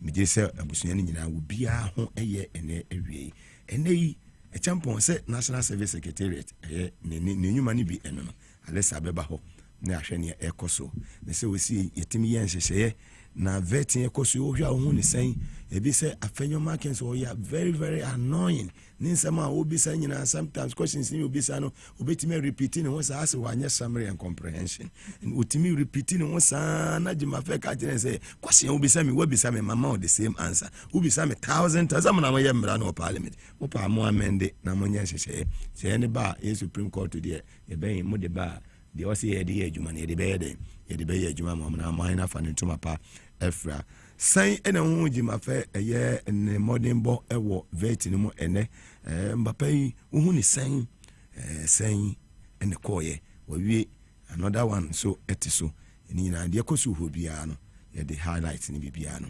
ebebre on the show na ene wosenka eye 1 cedi eye levy de tuto eye fuos no ehye ase na so no Ghana Revenue Authority GRA omo de krata ababontina omo say ye tu ahyeda say ye chine ho say ye na de chi ho obia enim na ho sem no etesen na nyina no ebesi ho nkonya ene awie ebi susu say wo hwe judges no ye tena asem ba koso a etimi travel bi a 10 years na yenwie wo say etimi nya time limit say bi a criminal case a acha about 6 months no see ye say a civil case nso a ye hu se ne ebesi akono woni mpanifo ya adwen ana ananso say enete no nyina no ye beji ne nyina ewo dwumadi so alesa me wakọ aba ya bako de me das aye bibia ye ahofe ne dware o sa divine selection fa na enye nice la course no dia suit madam na di free buchire brem tina me ho ayefe boss na Debreo madam na Debreo original baby obodi me ko bi amedi na chi mo pa baby amu ba sign bi a me hye ne bag ni nam de nako tina tell for the Sunday or the bread yeah me man penin so say me say oya bofra na ohun won sa wofra we say for na eto ka say me ho ayefe na enya me a ono ni ho ofe da na bi adware me yeah intimida na se me na manya 50-50 fifth floor na Eddie and Casa Bebre. So ya no mujiji fifth floor ni Casa Pau. Yatra be careful. Yatra be careful. I said, oh, Charlie. That will come be 46 years a champion. Mokofa na mobo. They brought him on national television. Trouble. You had to travel to Accra on his own. Sir. He had to travel to Accra. We do Kumasi, Kofoto Nufu. Johnny, he said no. He had to come and answer his accusers. Or a Bema, a Sojeni. How old was he then? He was born on 23rd September 1931. So in 1979, on 16th June, he was barely 48 years. And you know, Ike Yutuka, head of the bodyguards command, and also he was brought up on the same day. First, near the Omoko Teshi military range, who you see the 8th day. They took them there first in the morning to go and see the place. Yes, Ekokuro, Yamawen, then a champion. It is an equivalent of $6,000. I name Musika, intini a chichira champion board Teshi near Boni to any Yutuka. And then some of the institutions he left, like the national service scheme that he left, you have young men who have been given opportunity. Go and transform the place. Go and make the place a better place. It was not for nothing that Mugabe. Yes, it was not for nothing they set up the national 570 million. Mugabe. It was not for nothing they set up the National Service Secretariat. You understand? The National Service scheme didn't just start. Kwame Nkrumah started something in 1957, the Builders Brigade. Then you had the National Service Corps in 1969 under K. Buzia. Then a champion came with this National Service scheme. And it was for several reasons. For human resource deployment, your health sector, I did teacher, empty classrooms without teachers. The National Service Scheme came in to put in teachers in those classrooms, so it helped. Then practical experience, where you in school, what is the world of work like? The National Service Scheme opened a window of opportunity for you to go and work and see how a Jumatier, it brought discipline to you. Then about national development, say you to me crashing, eko boa ma abaya juma to me kosono. It brought national development. Then the civic responsibility, say menso, but sorry, with my passion, I'm also supporting my country, sacrificing 1 year of my time to help my country far away. And then even the relationships that the national service brought to people who interacted with communities. Me, the community I did my national service, I'm still in touch with them. Achimotresu, so many years ago. I don't come from there, but I'm still in touch with them because of the national service scheme. It is painful. And now, kutu achampon, baby, obia yankupon fani currency ye. Wa nebo ni bia after all. And 46 years down the line, we have come to see what young men who have been given opportunity. This is the same national service scheme that you set up to help Ghanaians. There's a history. It didn't just start. You go to Britain in 1947, after the World War, they decided that everybody had to go for 18 months military service in order to fill in the gaps. Yeah. Yes, in the working population and the demands for services in the country. So it was a good scheme that had come. If you look at what they did, even in the 80s, coming up to the 90s, what the national service scheme has done, Mugabe. Look at what these young people have done. Utumidi Samandin 99,000. Mugabe Yasem Papa. Akaka krane 200,000. And if a money per 50,000, not for 49,000 every year. And give human beings 50,000 jobs and use the 49,000 to go and do your stealing. But with the sum 99,000 or no decoji loan, ADB. Where is the managing director of ADB who granted the loan? Where is the loan officer? All of them must be brought to book. They didn't do due diligence because ghost names 99,000. National Service Secretariat Kutu Achampon. Yankopon kan wo baby awo odompe memanin broda. We'll find justice one day on this earth. We're in a democratic society. Nobody's calling for anybody's head. But we are saying that we have a history of this country of calling people. You have to use a champion's blood to cleanse corruption from national life. Should we leave an institution like the National Service Scheme for people to come and plunder it the way they have done? Look, going to prison will not be enough. For them to even come and negotiate and say that they will pay the money will not be enough. They should ban them from politics. Ban them from national politics. This kind of idea is criminal. It's nation wrecking. Based on this information, Mugabe, I'm telling you, I will not sit down. People have been shot. You use somebody's blood to cleanse corruption. And then yes, on the same institution set up, you have young men. Look at the trick behind what they did at the ADB. That they were going to find home appliances for national service persons. So look at the name of the company. If it's criminally minded, starting life. So that they will help national service persons to start life, to own home appliances and other things, and then take the money from their salary. Not knowing there were no workers, they were all ghosts. They gave them the loan. Look at her. Look at how she spent. She gave out the monies, the companies that she owned. She sent about 50 million. She sent 5 million to somebody, 1.5. The state should quickly confiscate it and give it to the nearest secondary school. The headmaster there. They divide it for the teachers to stay inside. It should be. By now they should disassociate themselves from the building. One said now the church is part to blame when it comes to corruption. You didn't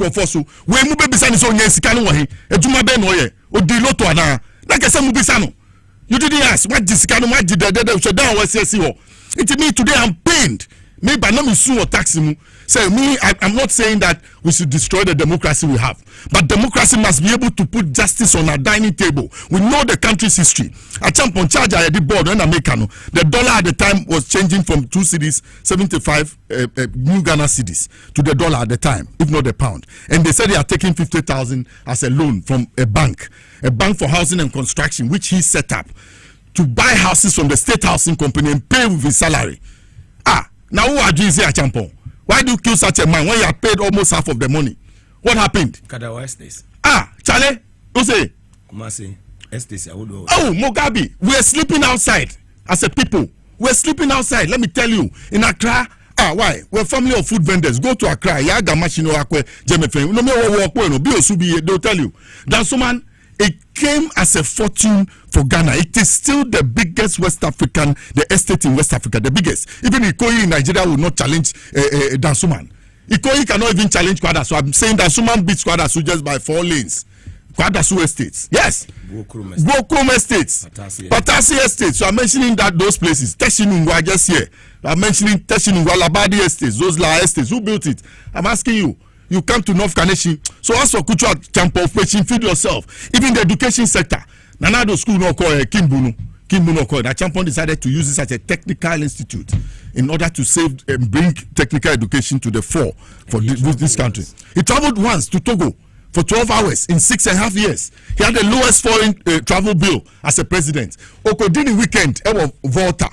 There's a presidential villa on the Volta Lake. You can check it. Or Okodi Krum, Trabum, Nini Krum Foko Trasi. Onimdami Topa, Mufise no Nifi Nyansa. He's the one of the best after Kwame Nkrumah. You check out. Check out. Look, years on, I saw JJ Rawlings in the video apologizing to the wife, Auntie Fosti. Look, it was a revolution. Mami can history ni kakaya no there are 2 Rawlings so. And Rawlings in Nekunwa Champon. Let me tell you, Rawlings had moved on 15th May and had been arrested and put under court martial. So he was brought to court on 28th May. Then on 4th June that morning, he was going to be brought to court again. Then everybody knew because the person who was sitting, I mean, it was clear Rawlings was going to face the firing squad. So what will happen? Somebody woke up, Lieutenant Ajiman Bill, a Navy lieutenant in Tema. He was 2 IC in Tema.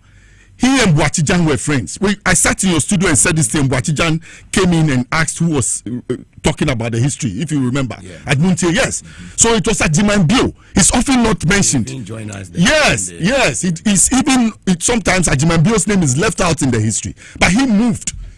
He shot for the sound of the first gun to signal for the beginning of 4th June. And it was a spontaneous reaction. What was it? To rescue J.J. Rawlings. Where was J.J.? They couldn't find him.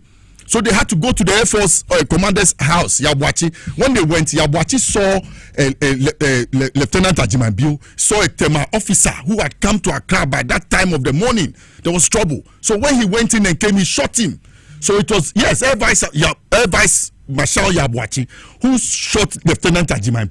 But Peter Tasiri Matthew Dabuga, who knew of the plan, ran ahead and continued to rescue Rawlings and ran with him to the Ghana Broadcasting Corporation. And if you hear, the tapes are all over. He was panting. He said, the ranks have just got me out of my prison cell. In other words, they have taken over the destiny of this nation. He was panting because he had been running. Rawlings. Yes, J.J. Rawlings. So that was a combination of how they brought a Champon and co to come and answer for how they have brought themselves as military persons to come and govern this country from 1972 to 1979. And plenty of officers were named, but they had to find a way to cut corners in order to reduce the number. That's what I told you the other time, that Major General Joshua Amidu was in charge at the time. That's why he was able to send for a FIFA, brought a FIFA from far away. He had handed over 10 years into me Diboni or my way. Now, baby, one day justice will come to you. Why will people come and destroy the nation's economy? When we call them, they say they are sick. Was Solomon not sick? I'm asking you. Solomon is my own cousin. Yes. Was he not sick? Yes. Yeah, Papa, free Asante Memi. Yeah, Papa, we deal with NDC. Yeah, Papa, no, Siso. No, a finance minister. Oh, my Papa, me referee the Motown. No, the Motown guy. He became possible to free or non obedi finance minister. Alistair Nelson, Papa Edi. No. Daddy, Otiasi, Okumasi. Yeah, or Santimem. Yeah, big guy. You understand? Onukrano, you put the cotton, assembly to so right grain. What? I salute you, sir. Kwame Pepra, I salute you, sir, wherever you are. Papa Penny Munyam Fose, with the assembly to so Bonnie Ben or but in the concern one, look, no, sorry. And then you wake up today, you tell me you are sick. You are never sick. Look, we will not take it. That's why I say arrest the family members. They are direct. I've sat here to tell you, arrest them. Why are they issuing letters? They talk to him. He's not sick. They are only covering up for him. Why? Are they kind of I'm asking you, are this scheme Kenofurata? Are they the one we want? Successful surgery now, successful surgery. Who cares? Who cares? Now the defibrillator see. So Salome Suwo in someone prison, not down family. In someone prison, Yanko baby, another. In family, Papa Penny Musa Nunyam for his sacrifice his time from 1983 to support this country's economy. What? TV call in some TV William. Yeah, Papa no sana oye dialysis. Yes, William TV, NCA. Okay. Yeah, Charlie Mugabe. So nobody should come and tell anybody that he's sick. Or no one can say I'm telling you, we gave him money through Senate, the Obotai housing residence scheme, to build for Senate people to go and sit inside. He chopped the money, $2.5 million. Obien to me and Fanny Sankano. So he knows, I told you, he knows what he's doing. From day one, he knew, yes, he has set up a scheme. He brought his friends from Data Bank. So yes, he won't come. I've told you, you come. There's no way you come to this jurisdiction. Now, Fanny go to prison. What about deep body say Weber? We're done what you on your coin or the work and with this system now, we allowed him and many more people will run. Yes, many more people will run. Look, the national service for Nukawan should be Bejani. Mugabe, look at what they did 2022, 2023. Almost this year elections. 350 million from the state kitty. Monsieur, the year elections. That's what they used to do the elections. They leak out. A bit of no Zoom lion. Zoom lion for say they're going to put ghost names on the YEA. Enter the contract, no moment extension, no. September, sir. Because the deal now. Because now too is smart. Yeah, they wanted to use ghost names. The spokesperson buy. It expired March 2024. But Mugabe, you share the aspects of Nejuma Oye. Say you see a G contract, ni free no why be harding. Why baby bonnie see fumigation contracts now they went to me execute and a scan Martin Semini Bebre and you see no sheni ye pass a Ghana for because I sector no yankasa no mine ni en pesi e di humba jim. Until less, yeah, why be? Until my aim can say, me, yes, Obia, papa, no, yeah, Bonnie. I like to look at you, weigh the options. Me can say people should not face punishment when they do wrong, or people should not be suspended. So why Bonnie will contract no more, and we are taking it away. Let's be polite with it and take it away from him. My man in Darlene talk between you and his Zoom lion. He has been a good me. How about refunding? Yeah, those monies. Yeah, that's why I said that. Because, for instance, disinfectant tax is very, very annoying. That money was taken for fumigation. Ukra nyama, ukra ka deba. Now we share the 22 taxes that people were paying on things that they were imported. Now, disinfectant tax was one of them. And here you call disinfectant. Into those monies, we should retrieve it. Review everything. You see, we shouldn't just say YAB and Yenjan say the monies that were collected in the name of. In the name of this fumigation, I agree. It should be taken back to the state. It's money that can be used for. So you go ahead, but I just and America say one city I could do and we sign contract semi fumigation one ko ya. On fire yes of abre. Let do no criteria. And America say ye contract no so on ho. Me my enko yes say ne ko ntokwa. It's a Ghanaian expire. Or Liberia or South Sierra Leone or Rwanda. Yes, other African countries. Yes, in Congo and other places. And the sites, no, and the birding. If you take these main ones from him, no, these sweeping ones, what would you dump your? The sweeping one is the only one you know. He has a lot of contracts. Yeah, but I'm saying yes, that's what I'm saying. So as a Ghanaian, no, let's protect him. It's a Ghanaian. Yeah, that's what I'm saying. So what Mugabe, one bank issue, no. Yes. One bank issue, no. Instead of helping the banks to stand on their feet, no. Joe, you decided he decided to take more money to spoil it. You know, you handle a fly with a sledgehammer. I don't support anything I hear wrong. No, not at all. Said too wrong, don't make it right. Yes, yeah. To be a bibini and trying to international, who's a honey hand when we there, maybe you could be in here. Okay, I'm ready to fight. I mean, let's set the ball rolling. Get to serious business. I'm ready to fire. The same airwaves near over there. So thank you. Good evening to everyone watching and listening. Now, Meno. I don't know Mahunti, National Service Adieno, Emma Hunti. Tis a Madrid Husa. I don't even know how anyone can come. I don't know how anyone can come up with such a scheme. I mean, you must be a serious criminal to be able to come up with this scheme. Now, the NT say, I know her kakra, I'm not mean to mean canopy, but like we're just talking about Zoom Lion and Fumigation, Bonnie de Bonnie America. I know the this year my hate fit floor. You can't drink. You can't BBNC.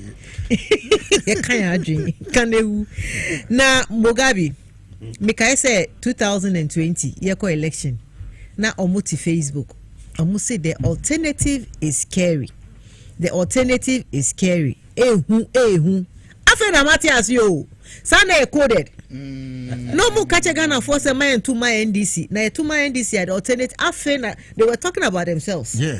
No one say alternative neba. The stories out be scary. It is now alternative is scary against NDC ninyina no. They were talking about themselves. Wow. Alternative is scary. Afena Matsisa Kasano Ase. It is possible. It is possible. It is possible to put 9,000 plus ghost names in the National Service Scheme. Use them as collateral. Go to a state bank. ADB, yes, and collect 30 million. And to say a arm robber or room or say me the bag but where do a two bianca or the pen, yeah, or the pen and paper, and and it is possible. It is possible say a bit me a winning a bunny a baby. But Ghana for a make a choice, almost say oral and a resetting. It is our choice known as CIA face. Orally ye juma ye promise Ghana for say we will retrieve all monies for them and bring people to book. We share story no breaking out no. Manasseh Azure this story ni breaking out no. They went to court and quickly got an injunction against them from publishing the story because they knew the extent. And when they are a mammy di your court who yaw because court no so omudru ho no and your ma injunction no and nothing that people began to lose trust in our judicial system. Say bibia e de beba bia no because it's coming on party colors. Montna say na mon say is there any truth to what they are saying? It is our judge now or mass injunction. Say master news. How is that judge feeling right now, knowing the extent of thievery and stealing that has gone on, and fraud against the state that has gone on at the National Service Secretariat? I did National Service twice. After A level, and then we had there was a strike. Yeah. Until we were staying at home. Until after A level, I did my National Service at the High Court Registry. Wow. You know, so that's why I got the vim that I wanted to be a lawyer, and then I also did it at CDH Financial. Oh, okay. After my no, not Okojani, Apalu. Apalu was our CEO. Fred Apalu was our CEO. So, see, national service, like my brother Alistair is saying, has been there forever. Adia, no ancestors, ejato ho, man chirimba. Say, benefiting ye go and get more work experience. See whether work experience, it will motivate you like it motivated me from the High Court Registrar to become a lawyer, or it would help you to get a job in that institution. People did their national service institutions that they remained in. Now, young people, the more to anua. The more anua. Look at the extent of thievery. Now, the Emeyane said, this is not the only one. Oh. I will come to the details of it. Now, national service there, I just want Ghanaians to understand. Say it is just one of stealing and thievery and causing financial loss to the state that these people, it's just one. Wound to me, Chairman, wound to me did the same thing. Woo-boo-wa. Hey, oko patch 100 times. Yarube shim. Woo-boo-wa. Chairman, wound to me. Opa ko patch JM cho. JM be a good man. Or uye ya JM. Inti woko na woka say upa JM chowa yana okọ ya JM no na okọ akopa ho ncho na sika na wedi no de eno de it doesn't belong to Ghana. Scanner who want me wedi no, it doesn't belong to JM, it belongs to the people of Ghana. So JM cannot say or this scanner chow ye beji anayenje ubo wa kopacho me say ubo wa ye beji scano they obey to me. Hey, ye beji scano who to me 45 they obey to me. Who to me G $45 million for cocoa roads awanye juma no cocoa farmers o roads are yedi cocoa ni be fa so akona yenya foreign exchange no who to me apart from your gold and no ria osako ye ekoji $45 million. Now when they $45 million bet me ayama cocoa village, you know. Do you know what it can do? It can build schools and hospitals for them. One man, party of a chairman of a party, MPP, he went na camp $45 million. Edemano, regional chairman, any Edemano, and no nunkwede is askan one year jumano. It is askano. Kopa JM cho ampan cho ye beje e Ghana for sika. So far as I'm concerned no cho na okopa no insults na o de ma no ne ye ma me professor na we ya no so ye beifo nyama we kan nyina no na okopa ho cho na scan de we to be pa ho cho because Ghana for see ye sika ye sika to me ye sika $71 million no one me ye na $45 million road contract. No say you charge 800,000 per kilometer. Eno mu inflate eno mu ye no 1.5 million per kilometer. Into 8 kilometer road. Who to me didn't do one. Apart from that, Okoji Skawo Exim Bank. Yeah, bro. Also the kodre e bro. Exim Bank sika ye wo farmers. Yeah. You want genuine farmers? They can't even access Exim Bank. And omode fake companies. Me say Mugabe me notes me hunya mankofo. Just say na me say Debbie. We have to keep hammering it so that Ghanaians will know the extent of stealing that the MPP has engaged in. Wow, because in their minds, no, Omu Kacha Omu supporters said they are coming in 2028 so that they can come and continue the stealing. So Ghanaians must not forget, because someone can say Ghana for rape here. We have to let Ghanaians know, remind them the extent of rape of this nation. That the elephants, the MPP people from head, and I don't blame them. I don't blame people like Gifty Owari, because under Ekufuado you could get away with it. Uvia. I didn't know to Nanado clearing agent. Yet to the clearing agent because Cecilia da party employ a chain no. Your chain on what happened before I do special prosecutor. Now I say she will be cleared, and lo and behold, she was cleared. In Jesus' name, she was cleared. And Akotamani Crown Minister revoking suspending the license crown whereby Nanado ba say or Akotamani nye bonibia. And Nanado, you know, there was impunity of corruption and stealing because you had the old man and big man himself involved. He was supporting them. He was encouraging them. So that there was that impunity. And that man would go down in history as the most corrupt president who supervised huge amount of stealing in this country. He should bow. Nanado should bow his head in shame. Because whatever they said, the back stops with him. Yeah, so whatever these young ones did, they were copying from him. They copied from him. They knew they could walk in his footsteps. He's a disgrace to the nation. Nanado. Yes, indeed. The back stops with him. But as well. Various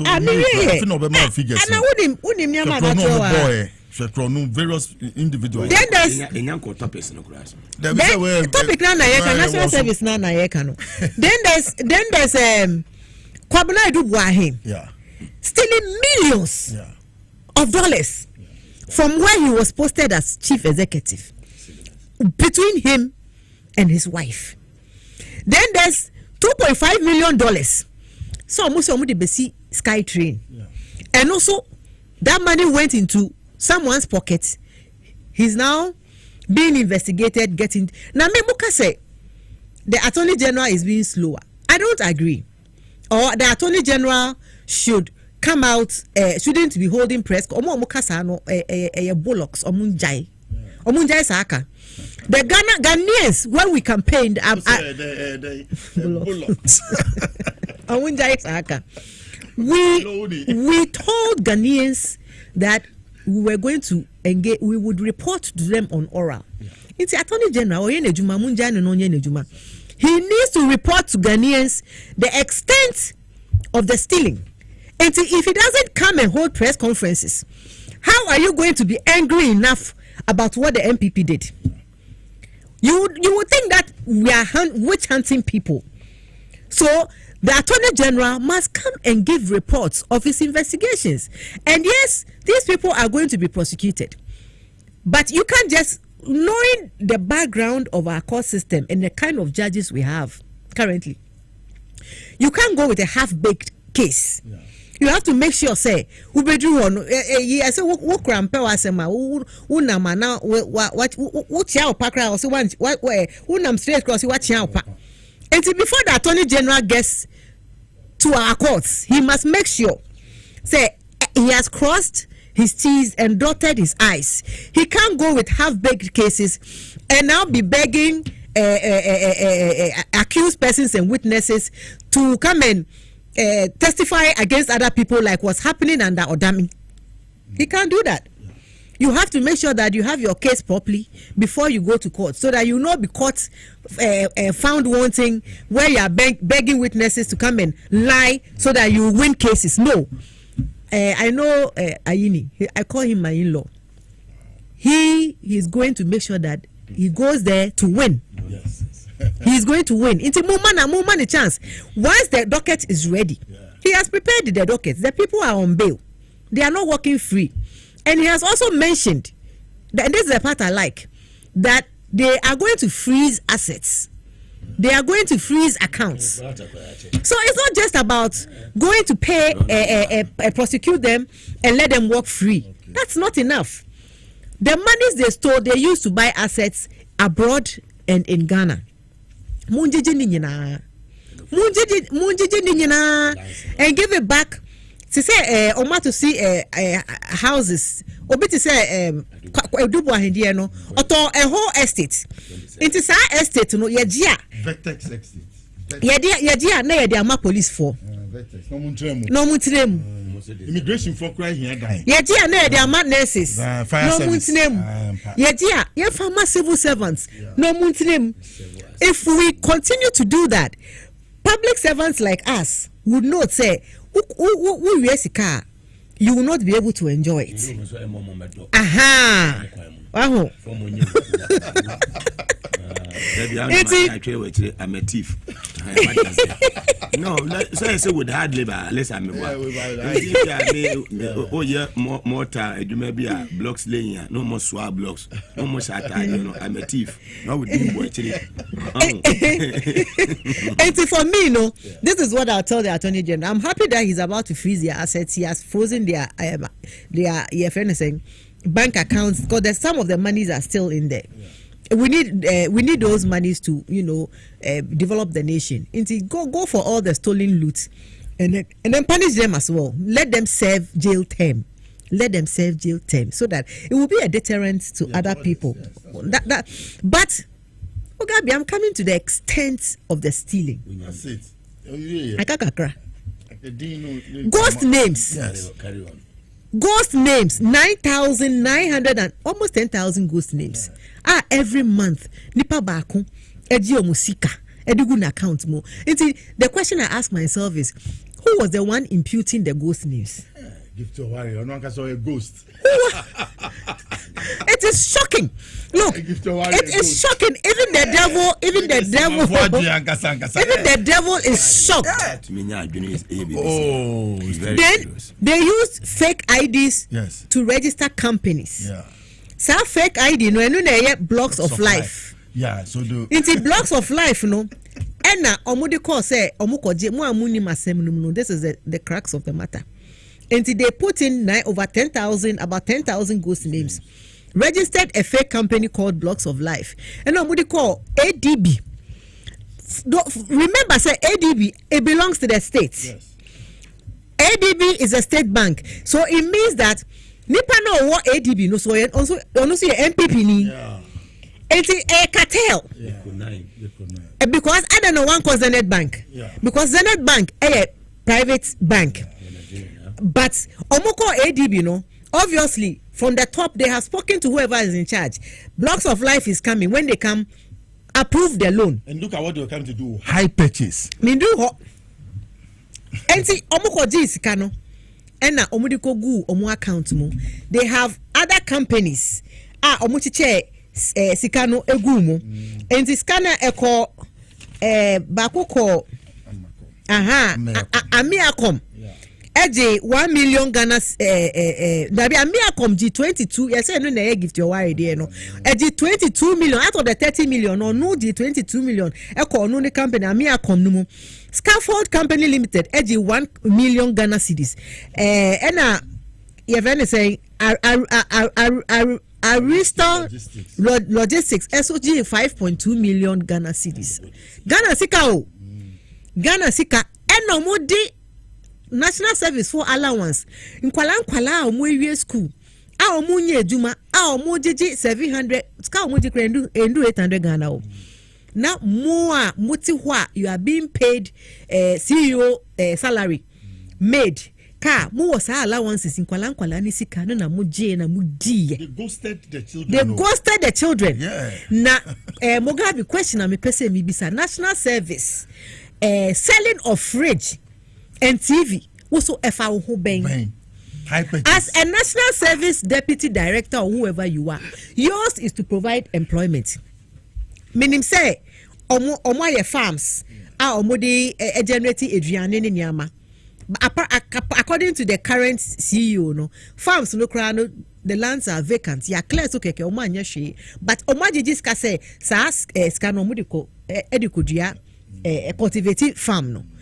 And the war deputy CEO supply of high purchase of television of fridge wakoji hu 30 million loan from the bank. ADB no, is that their mandate? ADB is that their mandate? It is all your mandate. It me no, as the way I see it from a lawyer's point of view no. Blocks of Life a private company. And the private company pay loan from ADB. How did ADB? These are the questions that those who are going to prosecute should ask. How did ADB allow allowances belonging to National Service to be used as collateral for a private company? It means that there is complicity, connivance over there. It's whoever was in charge at ADB should be added. It shouldn't work free. Because Blocks of Life, any government agency does not belong to a National Service. Mugabe me kwaji loan banka mimi dine papers na be beye. Inti then na Blocks of Life anfa ni dine papers ana na ejuma papers. Anko enoko you see a National Service for allowance as collateral. Does it make sense to you? Does it make sense to you? No. Who were the directors of the company? The directors of the company was Mr. Peter Mensah, Giftewari's husband. And how do you ADB, shame on you, those in charge of ADB at the time? Conflict of interest. Yes. Conflict of interest. No explaining. Conflict of interest. And ADB had no business using allowances belonging to National Service personnel to grant any loan to any private company. They had no business. They should have asked the private company, go and bring your own collateral. Yeah. That is how it's done. Yeah. Now, apart from Enono, last one. Sylvia Opari. Sylvia Opari nya 10,746,634. Ghana sika ya sika. Ghana sika. Me say amount for rich. 10,746. 634. These are some of the people who are also going to be prosecuted. Jacob Yorson. Me bobudin because mudi is kano. Mudi. 19 million. Jacob Yorson account mu 19 million. 199,000 between 2021 and 2024. Philomena Arthur. Anna Stephen Kwabena Jemfi 17 million.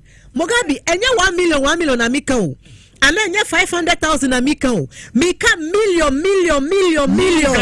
New Ghana City sikamunu ibi. Sika that no billions. Charlie, show me what dreamy. Young Solomon people. Jamina omono we dina mi bobono. Omo ye providers, vendors. No mo provide almost omo turn ya mama national service for no. And see, because they wanted to steal from the scheme, they got their friends to come and supply things like fridges, cooker, stove to the personnel on high purchase. Into yetua oka 700 na yetua oka every month na ye 100 Ghana free allowance mo na yetua ma. But national service for that is not your mandate. That is not your mandate. And it was a way to steal. And what they were doing is that nkofo we mu because of mass supply. Nan yetua omukano. Nti sikana mebo bono. Ghana for mu tie a muma muye mu nhye MPP they should never come to power again. Sikana mebo bono yesika ye de tua sa nkofo no. Solomon Dramina enya 8 million. What if ye why eshi why it is possible baby I obey them kiosks mu na woda. And so Shesika, nkofo amudi kogu national service ni omo nanfofo Shesika millions efa omo account mu. Charles Ahime 14 million. Kweku Opari Agofa 9 million. Ena Solomon Dramina and I say there was one also ebi wahampo Haruna Maulia 21 million. Haruna Maulia no nya 21 million. Rose Hamilton 50 million. Rose Hamilton. Ghana 4 ebebisa wasem Rose Hamilton. Isaac Esumeng 11 million. Ena 167 million. Echo to Obi savings and loan account mu. Oh July. Oh nyanye July Asechibi. This one is disgraceful. This one is the most disgraceful crime scene. The Attorney General Eka said all these names I've mentioned, they are all going to be prosecuted because audit no. Yeah. There was no evidence of the supply against the amount paid. Because I also want supply fridges need televisions. Bring us your invoices. Yeah. Let us see, say, in the year 2021, this is how much you things you supplied. Who were the beneficiaries of the TVs you supplied? Where are their signatures? Say, TV no on high purchase, what signing they were paying. There's no evidence. So the directors at National Service paid these huge sums of money into their friends' accounts in the name of them being vendors and suppliers. Now, Mr. Bakuni Ebenezeng. Osayasibe account no, they found 8.2 million Ghana cedis. And omuko ni fi omuko search e ho, omuko hu e-switch card, who say Ghana National Service for ye the e-switch na tu omuka.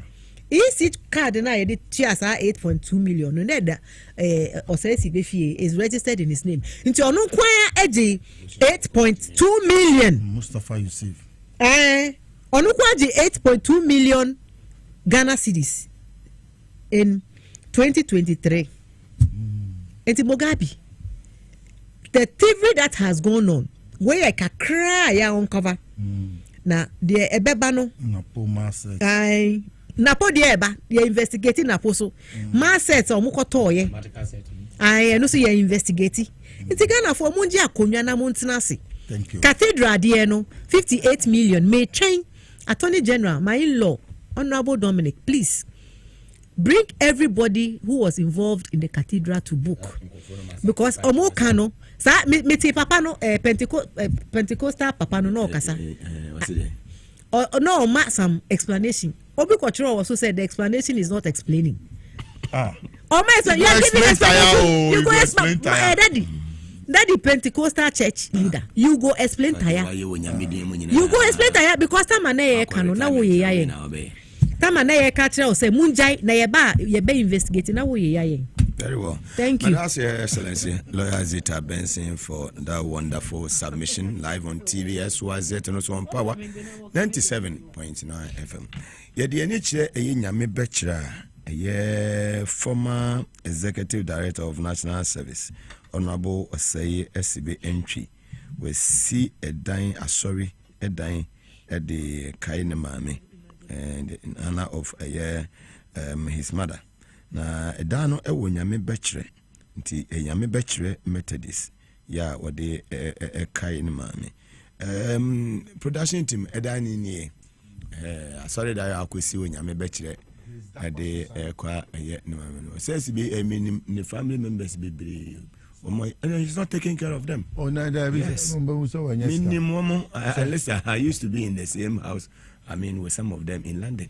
Wow. Bit looting and they are complaining bitterly. And that one, I say 2 million a day. Yes, you Scandinavia be on the Mugabe are binding seized sad dying way. Non from the nearest secondary school. That's the church. The nearest secondary school, Ben or teacher for. Your mom on demubi. Yen dividing mom, not teacher for them and police for. Yen for mom free. Methodist for. Methodist are sorry to come on push our dying way. No fast about Kwan or London. Papa, we are McQuay, be my wife in a coy, Kumasi, Methodist. Mugabe Bibisa. When you call you are sorry that I don't know when bisa question so yes. And number the painful part about our Christianity is that we encourage stealing in the church because before nipa ne be director no na all to me ento akonyapo emamo. And so your man public post no what me asi asori da mamo e na mo agi na mo akase nyame nhira mo e ye mo musika nke wo se ye dear project mamo no e na mo wakowia e no da besi nti how do you feel church members are see sa asori dan we mamo how do you feel?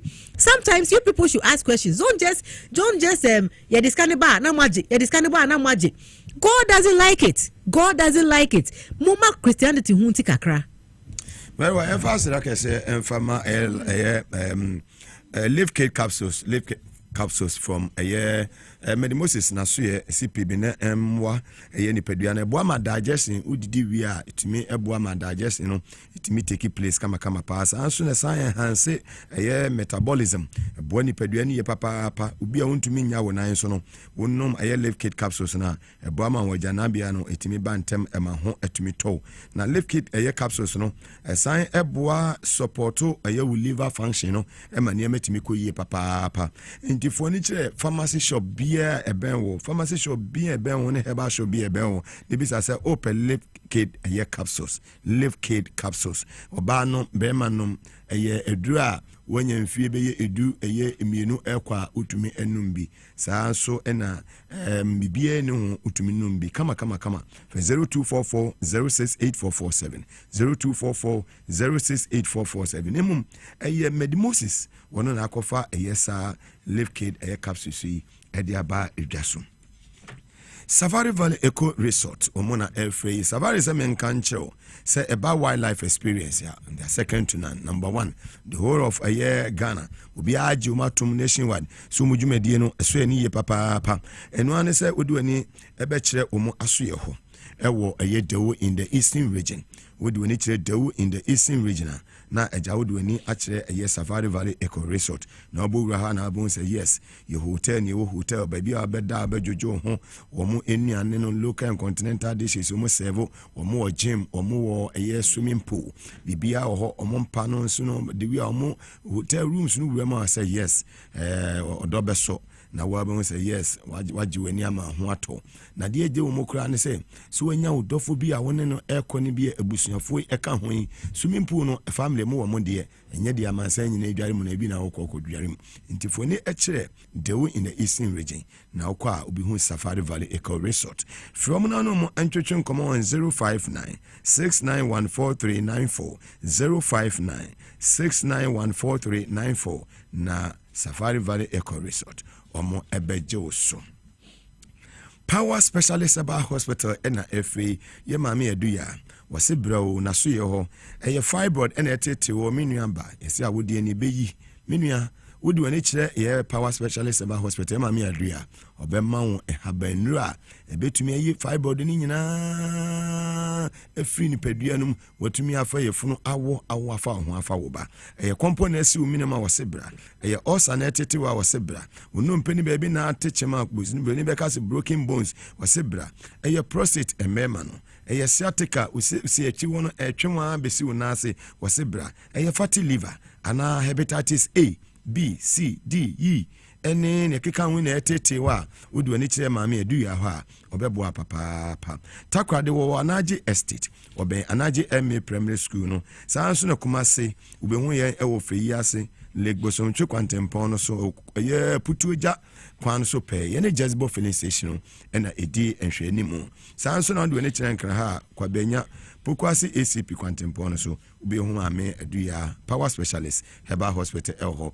free 0244544422 0244544422 udu wani kire na so ye ho a obema wo ayaresa asira kese enkoma Medimosis Clinic and Herbal Center Medimosis semen kanchiro say what the medical capsules abedwa so eboa ye papa aba eboa improve blood circulation assign a boost the immune system no emanie matumi ekoso your muscles ne ade no itimi me bibia moja wo veins ne bibia no moja ne timi dimu afusane ye obi ho ha wonante kakra bia no wote so se ananse achemenan ananse intimi nche wona na ache wonsa ne nyina se blood circulation no intimi take place here ena ma we nyina no etumi eba na wodi wani kira so ye ho a aja obenya enu papa ne bi ato medical capsules nationwide pharmacy shop herbal shop bia obewrem no obenya bi prostate na tete o menua bema sexual weakness male and female infertility hypertension diabetes sciatica typhoid fever malaria stroke any dental problems biano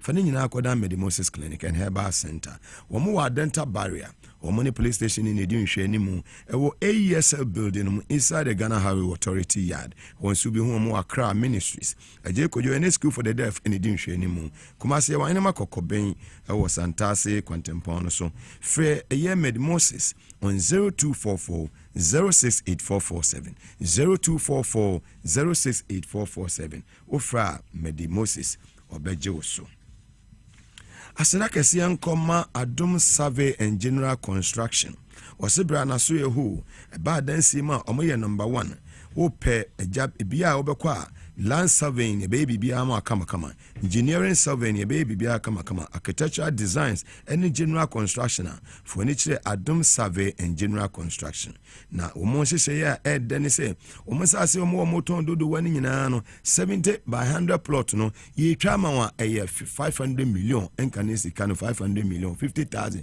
for fulafo ene dodo wa twa ma asase no Mugabe mase mianka sa ko lands commission akoye hwe mo hu se asase no maso bia nyadan enuso tina mekanfo yes ase efri eye Adom Survey and General Construction so ye dia ma ewo dodowa odumase behind Christian High School International and omo san wan ase ni so ewo adenta unu omo antwetwe nkomo enhyehyɛ papa ewo edema payment plan for 12 months no ebekoso 60,600 million no afina odi betu eskari nyina wie and ewo payment plan for 55,000 and 6 months na watua awie na momu tua pay kenkran dia 50,000 500 million na che say watua usika ye den awie frɛ wo na wono mo twetwe nkomo ena awie sesi imika say to ba se fa pen ni paper na twe number no na frɛ Adom Survey and General Construction say wo pɛ asase dodo e de abie factory bi company bi ewo dodo wa ene ne patemu wo pɛ asase ni bi ewo adenta frɛ number sesi a ofa se Mugabe ene de number 2 da ewo TVS was etene Power FM opanyina asase ne ne dia no wo ye opanyina wo di mu pa che say ifi bia nya den eni no ho frɛ 055 439 7831 055 439 7831 anasa obefre second number 020 378 8842 020 378 8842 anasa WhatsApp line no wonu mu betimi adin kita ho e wo WhatsApp plan so a eno ye 055 439 7831 055 439 7831 ofra omo ebejo so Adom 7 General Constructions we see making your dreams come to reality. Victory Garlic Mesa free Dr. Amwako will be a one to mini dear when mato bruni because a loss of appetite will be an anteka crabby and our bre moja timi ni peduani mo frusani year wo hia Victory Garlic Mesa oba ko mfichira no ya say ball dwedwe wo hia Victory Garlic Mesa opese wo ni peduani jane na so pampen dwade kwesi fiada obebo adwuma ko aba bema ho aye den ama watumi aye de woye bia kama oba bema ho aye den ama watumi aye de woye bia kama boost the immune system na e Victory Garlic Mesa na di womnie woye opemfo a mesrew mennum bi wo ma abofra nufusu a mennum bi ena abofra wonya obi a wonya mfie dumienu nso ma wonum bi 12 years and above obetimi anum Victory Garlic Mesa ni bi na wo obi a wo ulcer wo stomach ulcer mesrew didiye ansan wanum Victory Garlic Mesa eboye papa pharmacy shop herbal shop bia obebre mu no Dr. Mwako ni nuru benya biato 0242 545633 0242 545633 and 0201 293280 0201 293280 ofra ye bejoso S natural mineral water ensuo ne yede aba o mumetu atufo no momra yede aba S natural mineral water no yede aba tufo no momra mutu akoton mo ye wedding engagement momra o Mr. Robert wa ha sorry ba wa ha uwura mu crane SYZ broadcasting no wura inside wa be hu Mr. Robert Mr. Robert dudu bia wo pe bia on sabeka ebo no so wo fom tufo no me se momra ebo no wo fom S natural mineral water was simply natural to be si ufie ma mofra no udu eye Jubilee House wa office bia bewrem bia me do ha me nua ba eye secretary to chief of staff me run office ya me bia fridge ni ma because me nua ba ma wosi wose muga wo de ha adwinu me se me pe S ni bi wo ni me se o ma fa S na she fridge ni ma o ma me so bi ame no me ramia me senior brother Dr. Callistus the champion Callistus executive secretary to the president me run office here me say S ni bi o se muga na edi so be se no ane no me nua yi bi na no Dr. Callistus ono sunum S natural mineral water His Excellency John Dramani Mahama enu anu onum ena me nua Brahma Brahma di we share me say ya no aboson Mr. Brahma oso enu anu onum Diane enu anu onum Sandogbe enu anu onum wonnum nsuo we wo benum nsuo ben 0596273546 0596273546 na wura shops awodo e wo osuo nyina ensuo bi omoton no ubie fridge na de ho ye S oboshi ana shop ubowure ma ubia won say S no alisa ni nsuo no ofe ni agrokura menu abazita so enu anu wono brane betu bi koton na osunya adwuma ye dwuma ko nyina dawro ma ene Hebron Hills International School was excel and shine alisa and then be say we di Hebron Hills International School ma dance mami oh me hu school no na mani age me ankasa me wura mu nkwala me hu mu nyoma mo de aye school no materials accessories wo ho ene mo compound what na mani age papa enti me de me kan da makoho me wura ho You've been there before. Yes, I've seen sir, and oh, no, daddy. Me, when I was growing up, I had the opportunity to go to a very good school. So when I see good schools like Hebron Hills, I went to Achimota. What's your mom grade A? Oh yes, baby, I'm one so on the hill, no. Very well. Yeah, yeah. Excel and shine. Yeah. But one more media of dance and one road, mobile media Presbyterian Church, no. Koko admission ma ba wo Ajin Kotoko, wo Kofikwe, Nempatemu wenina. Walk once ba besi pobi ma sapema ene amasaman entre junction ho nyina samama do agiri media ne patemu nyina no school papa me kan fo ama wo no any satellite kutunsi Hebron Hills International School say excel and she admission go so ekoso bosome miensa kwesi mfie num ye obano Montessori ntete British standard yamane tidi kama lower and upper primary so no egusu a omoje admission kopa admission ema na desu ya nso enkoye enfama mekwenyi da woro man etechere de dwumadi ebro mugabe masini midi ensesa atankolega biga the capacity man honorable Zita Benson na ha former ambassador to Czech Republic and Enche we want to see what Johnny Ajayi Menene be ko be what idea dey say no o say what idea it's not enough. I have to you're too good, so she'll go with me and then I'll go and help her with the work so that will my papa son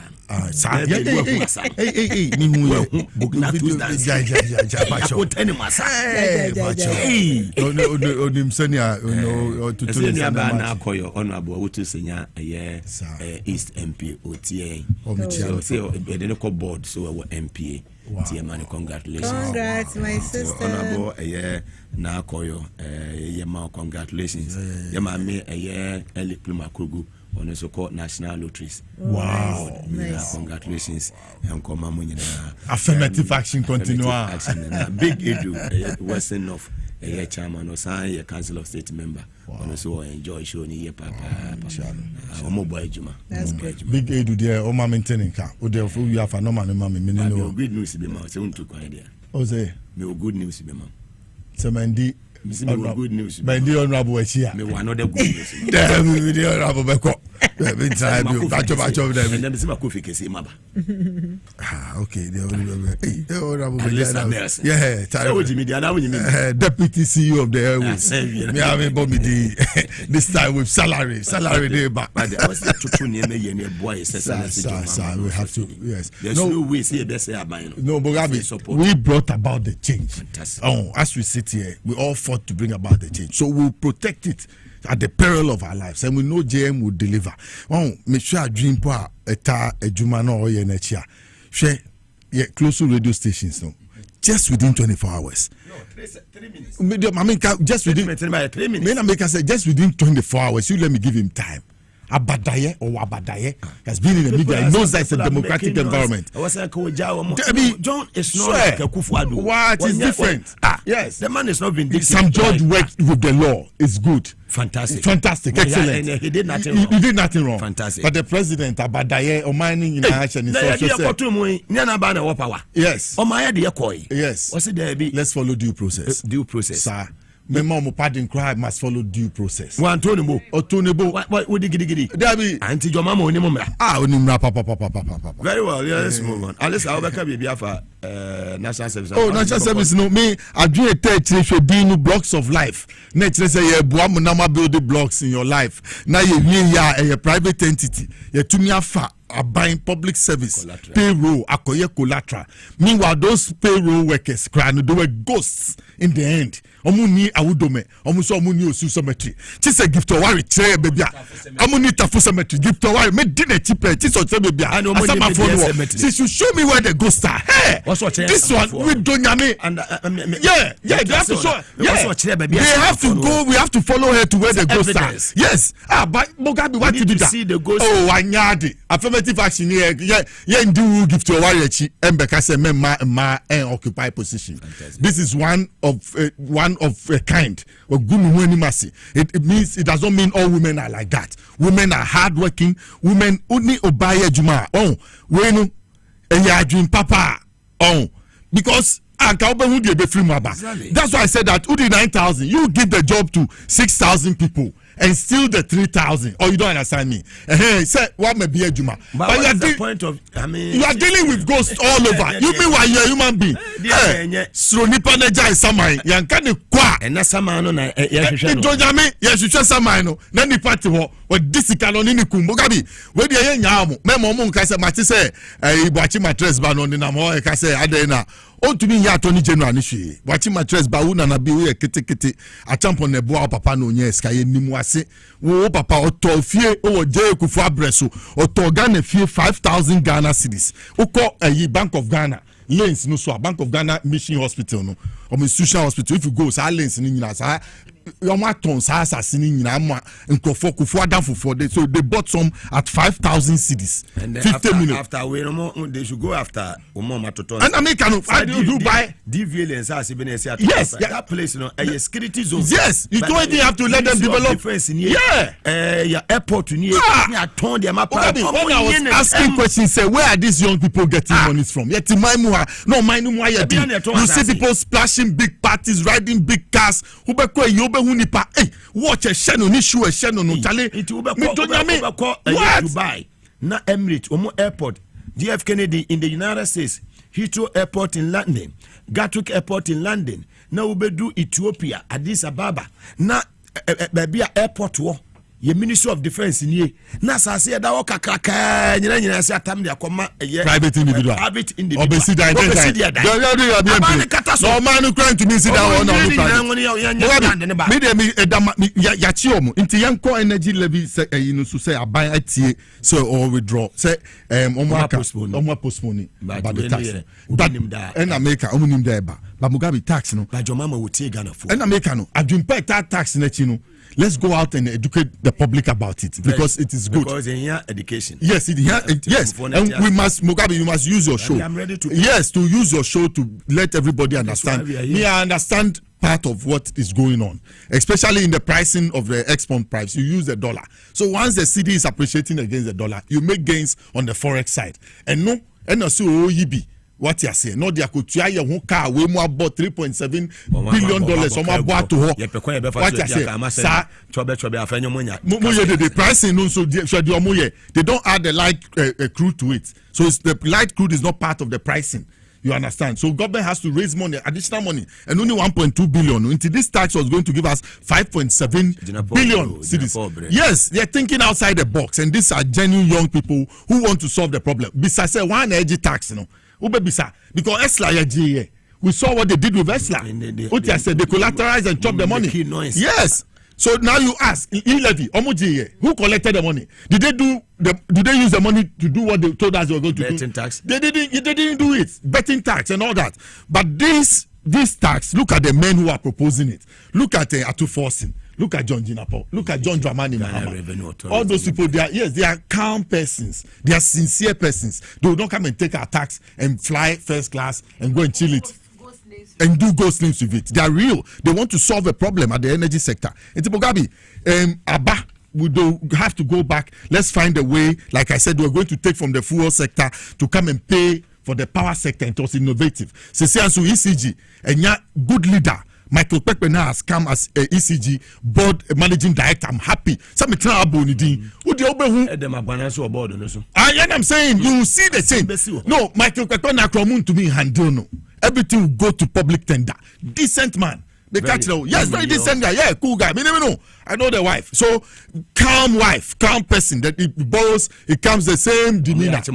Yes, the wife was my mate. You understand? Yes. And unique and compact energy. No more time. And when he went there, he went to excel under the Millennium Challenge account. The Americans have his name all over. So it is good that he has come to ECG. No, he will bring change. This is why he will not come in. And like I said, we have financial losses that you are making. There are commercial and technical losses too. So he must look at that one and solve this one. Use the word pari passu. Don't leave one behind. As you are solving the financial problems, solve the commercial and technical problems. Let it come along with you. And Mugabe, look, there's something we have to do quickly because Mugabe, we are getting there. Green transition. My friend John Jinapo is listening by this time. When I say green transition, I think that we have to create a renewable energy authority or a green transition authority so that we will have effective public education with the green transition that we are going to go to. And then when we do that, all the efforts that have gone on in the past, in the present and in the future, and what we want to do with green transition, we must have a plan for it. And that authority must take care. Then we must move to also set up a fund that will invest in infrastructure in the green transition to make it a reality. And here we have advantage, comparative advantage when it comes to solar, when it comes to wind, and then when it comes to nuclear. So here we are, Mugabe. I said we are almost getting there soon. These electric cars we are talking about, these electric motors we are talking about, we'll soon get there with our green transition. And this electricity cost that every time fuel is so expensive, we'll be beginning to use the solar and we'll be there. I wish my brother John Sinapo well. I wish Atufosin well. And the wisdom to withdraw the tax and then come back and then do effective public education. Mugabe me momu renfiye o ye betumi agya lorry station ni ade ni akyerɛkyerɛ mu enti omu fa nipa na akɔ abon kai why e be ko kasa mo na wonu say Accra mayor otie. Wow. And ne wife birthday. Wow. Enti Accra mayor honorable Mark ni papo alote and the wife no so dey Elizabeth Abuaje FC. Wow. And on that so and a birthday. So when you say, Mayor, and Casancasa or a guy. Easy. I only say, and yet easy say, you may say, Yamo, because we're a guy. What is Mayor? A guy. I only saw a minion. A guy on a gay a year new a year MD. No boy, Juma Papa. Covid myself, but new boss, not I say, but next is almost a Juma. Oh, my very correction, your mammy say, I'll tell you, wife, crack. They intentionally declared the strike and ran away. I'm telling you. My home said, or my friend said, TUC Nibia friend, me all threatening me, said me, I will hear from them because me better Abomudin said they went to sit somewhere to plan the strike. The evidence I'll show to him any day, anywhere he wants to meet me, he'll be surprised. I'm telling him. I want to use this opportunity to advise the NDC. We must interfere with the unions. The unions, we must interfere with who becomes the union leaders because yes, we must do it. If we don't do, we must infiltrate in their elections. At first, Kojo Tikata, may so rest in peace. Catherine Kojo Tikata. Ube wanu do I see you not Napoleon Pono officer na swandi. Ube wana Captain Kojo Tikata not in conference. I say, can you sack him? The Obabe Bia his government. He's come to listen. We must infiltrate. Other than that, they have used partisan politics to enter our unions and they want to make us unpopular. They were there 8 years. They didn't say anything. You have people who have studied economics come and tell us that government can spend 89% of GDP, nothing will happen. These people, can they help TUC? Please take your nonsense away. Look, Mugabe, I'm serious about it. Let them try anything funny. Let them try. We will infiltrate the unions. I'm telling you, I will spend my time to infiltrate the unions. Because we have videos. He's pushing you to come on the street to come and disturb that. Evidence. Yes, because you can't do collective bargaining. I don't have any. Yes, Mugabe, they should take. I'll go to court and go and defend myself. But I don't have any evidence. That's why I'm saying that I am saying it. So I'm taking full responsibility. And I'm saying that Mugabe, they cannot go and hijack, sit somewhere and plant evil against allegedly or I have the videos are there. Who are they? Small boys are moving opportunity moving grassy and my back room buy juma instead of working hard for this country to go on who do you think you want to leave this state in this state for? At first you people are talking about Baumia as an economist. We're failing and talk about it. You are union leaders. You failed us as union leaders. Where do your nurses sleep? I'm asking you, when nurses go on transfer, and you sit here, you solve their problems. And there are other nursing unions, not only GRNMA, not only you. Psychiatric for problems. I'm asking you, do you know the health problems in the health sector? Instead of sitting down with government and deliberating on issues, you declare strike, and then you run away and then you go and sit in Helsinki and go and take more responsibility. It's good you have withdrawn the strike. Very well. You better nurses ni midwives no. You better munyina ase. Nyame nkoso onhira mo se monya komapa maje pini se mo bekwa yare sa wodo no na makoye adwuma civilize.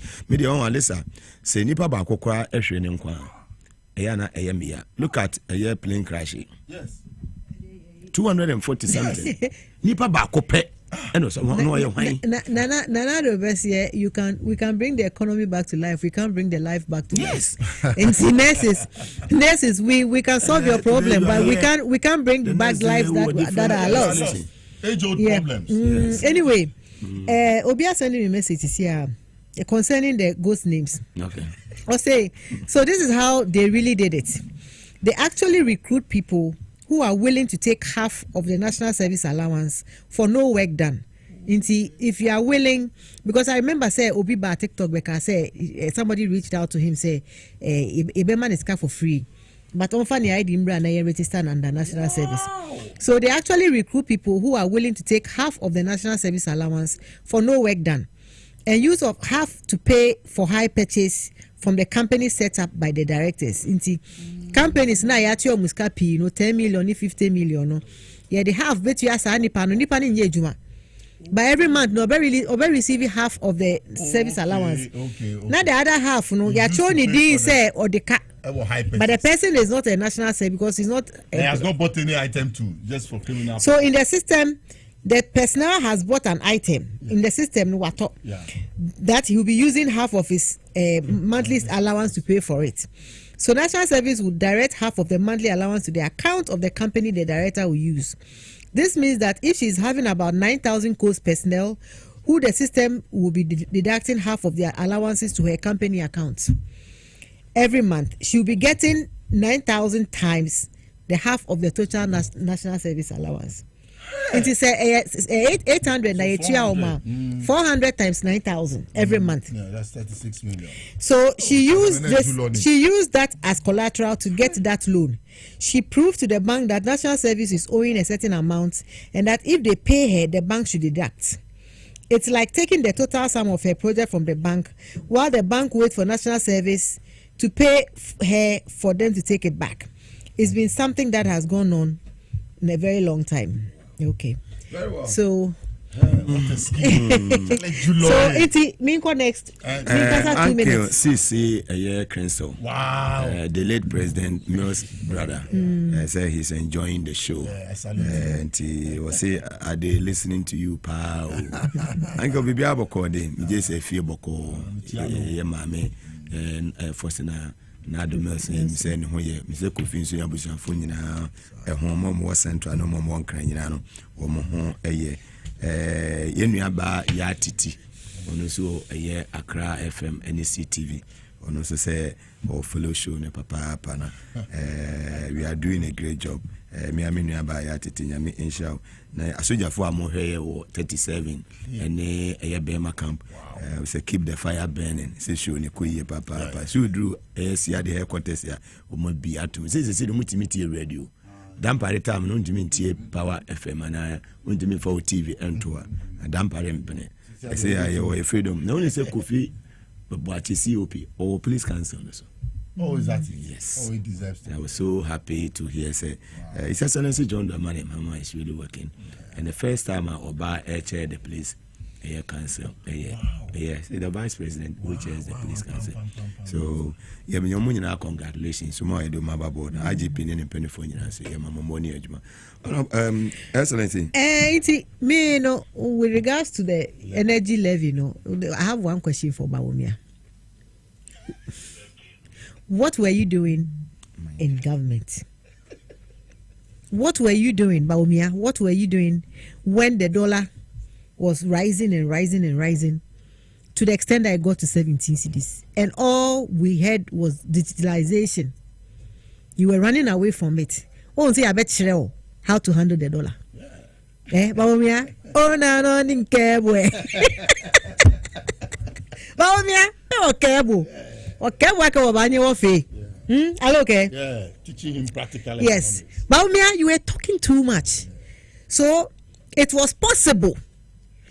Bawumia, it was possible for the dollar to come down, and you sat there and you were talking about IT, and the dollar was whipping you.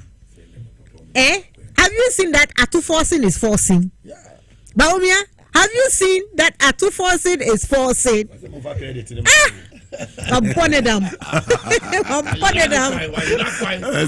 Bawumia, so the question I have for you, who Samira say we economic whiskey. Economic whiskey that on to mean $1 or did or $2 or the comma IGP. Dollar boo. Once you buy a true. Say even who to me spelling a mentro. Yeah, to me spelling a to me true. We are competent. And see the ripple effect of the dollar, the foreign exchange stabilizing, Yes, I can feel it. I can feel it in my pocket, and I'll tell you why I can feel it in my pocket. Yesterday, I filled my tank. My vehicle is 100 liters, It means that if the petrol is 17 cedis, I'm paying 1,700, and that is what I used to pay under Nanado. I used to pay 1,700 every 3 days to fill my tank. I used to pay 1,700 to fill my tank every 3 days. Yesterday I went to fill my tank. It was 11 cedis. I paid 1,100. Wow, I got 600. What's even? My saving. So you can even give 100 cedis to government. I'm telling you, I can pay. Yeah, you can pay the tax. I can pay. Yeah. Also night market. And nothing America say Ghana for. Ghana for you were paying more. For instance, I'm using myself as an example. I was paying 1,700, and where I buy petrol, they will tell you they know me there. Because 17 cedis, 100 liter Mercedes Benz, 1,700. You pay. You pay. And so 600 cedis, and I've saved it. It means that you are also saving, depending on the car you use, you are also saving some amount of money. Well. If they say pay 1 CD on it now, it's better than it getting to 17 cedis, and then from that, Mugabe, you know that petrol controls a lot of stuff. It is a cost of petrol above former. It means that if anything, gas, very well. And the people are happy. We are JM, we are feeling it in our pockets. We are feeling it in our pocket nicely. And the cost of rice has come down. Oil has come down. People are bearing witness. Very well. Alisa, they say don't get MPP for demonstration. Okay. To make a demonstration against one city levy. JM. Not the petrol price, now old price. No. Brokum was MP, Honorable Stugard, also work here live, Honorable Stugard, and Brokum Funin, Chairman, Brokum was MP, fantastic brother. Greetings, also, and Honorable Lord Boam, Pro a year East, a year MP, Honorable Lord Boam, capacity brother, Chakese, and come on. Here, did you make the NBC, Ote, Alistair Nelson, Cassina, political analyst, Sanso, and Yeniamba, Yamame, Honorable Zita Benson, Her Excellency, Moti Onosonka, Sanso, and a production team, Kevin, Ralph, and team Nina Prince, when you more Henano, Yami Inshira Munina, Samutumeboy, and maybe be a team, a co pepe production team, Munina, Madamasi. Mugabe Massini, me do better me a frame at Uncle Biga, the capacity man, or bad any do me any at Nkoma, or China, a bonomi and Sai Bessa Edinshire, Mamunina Mo, anything.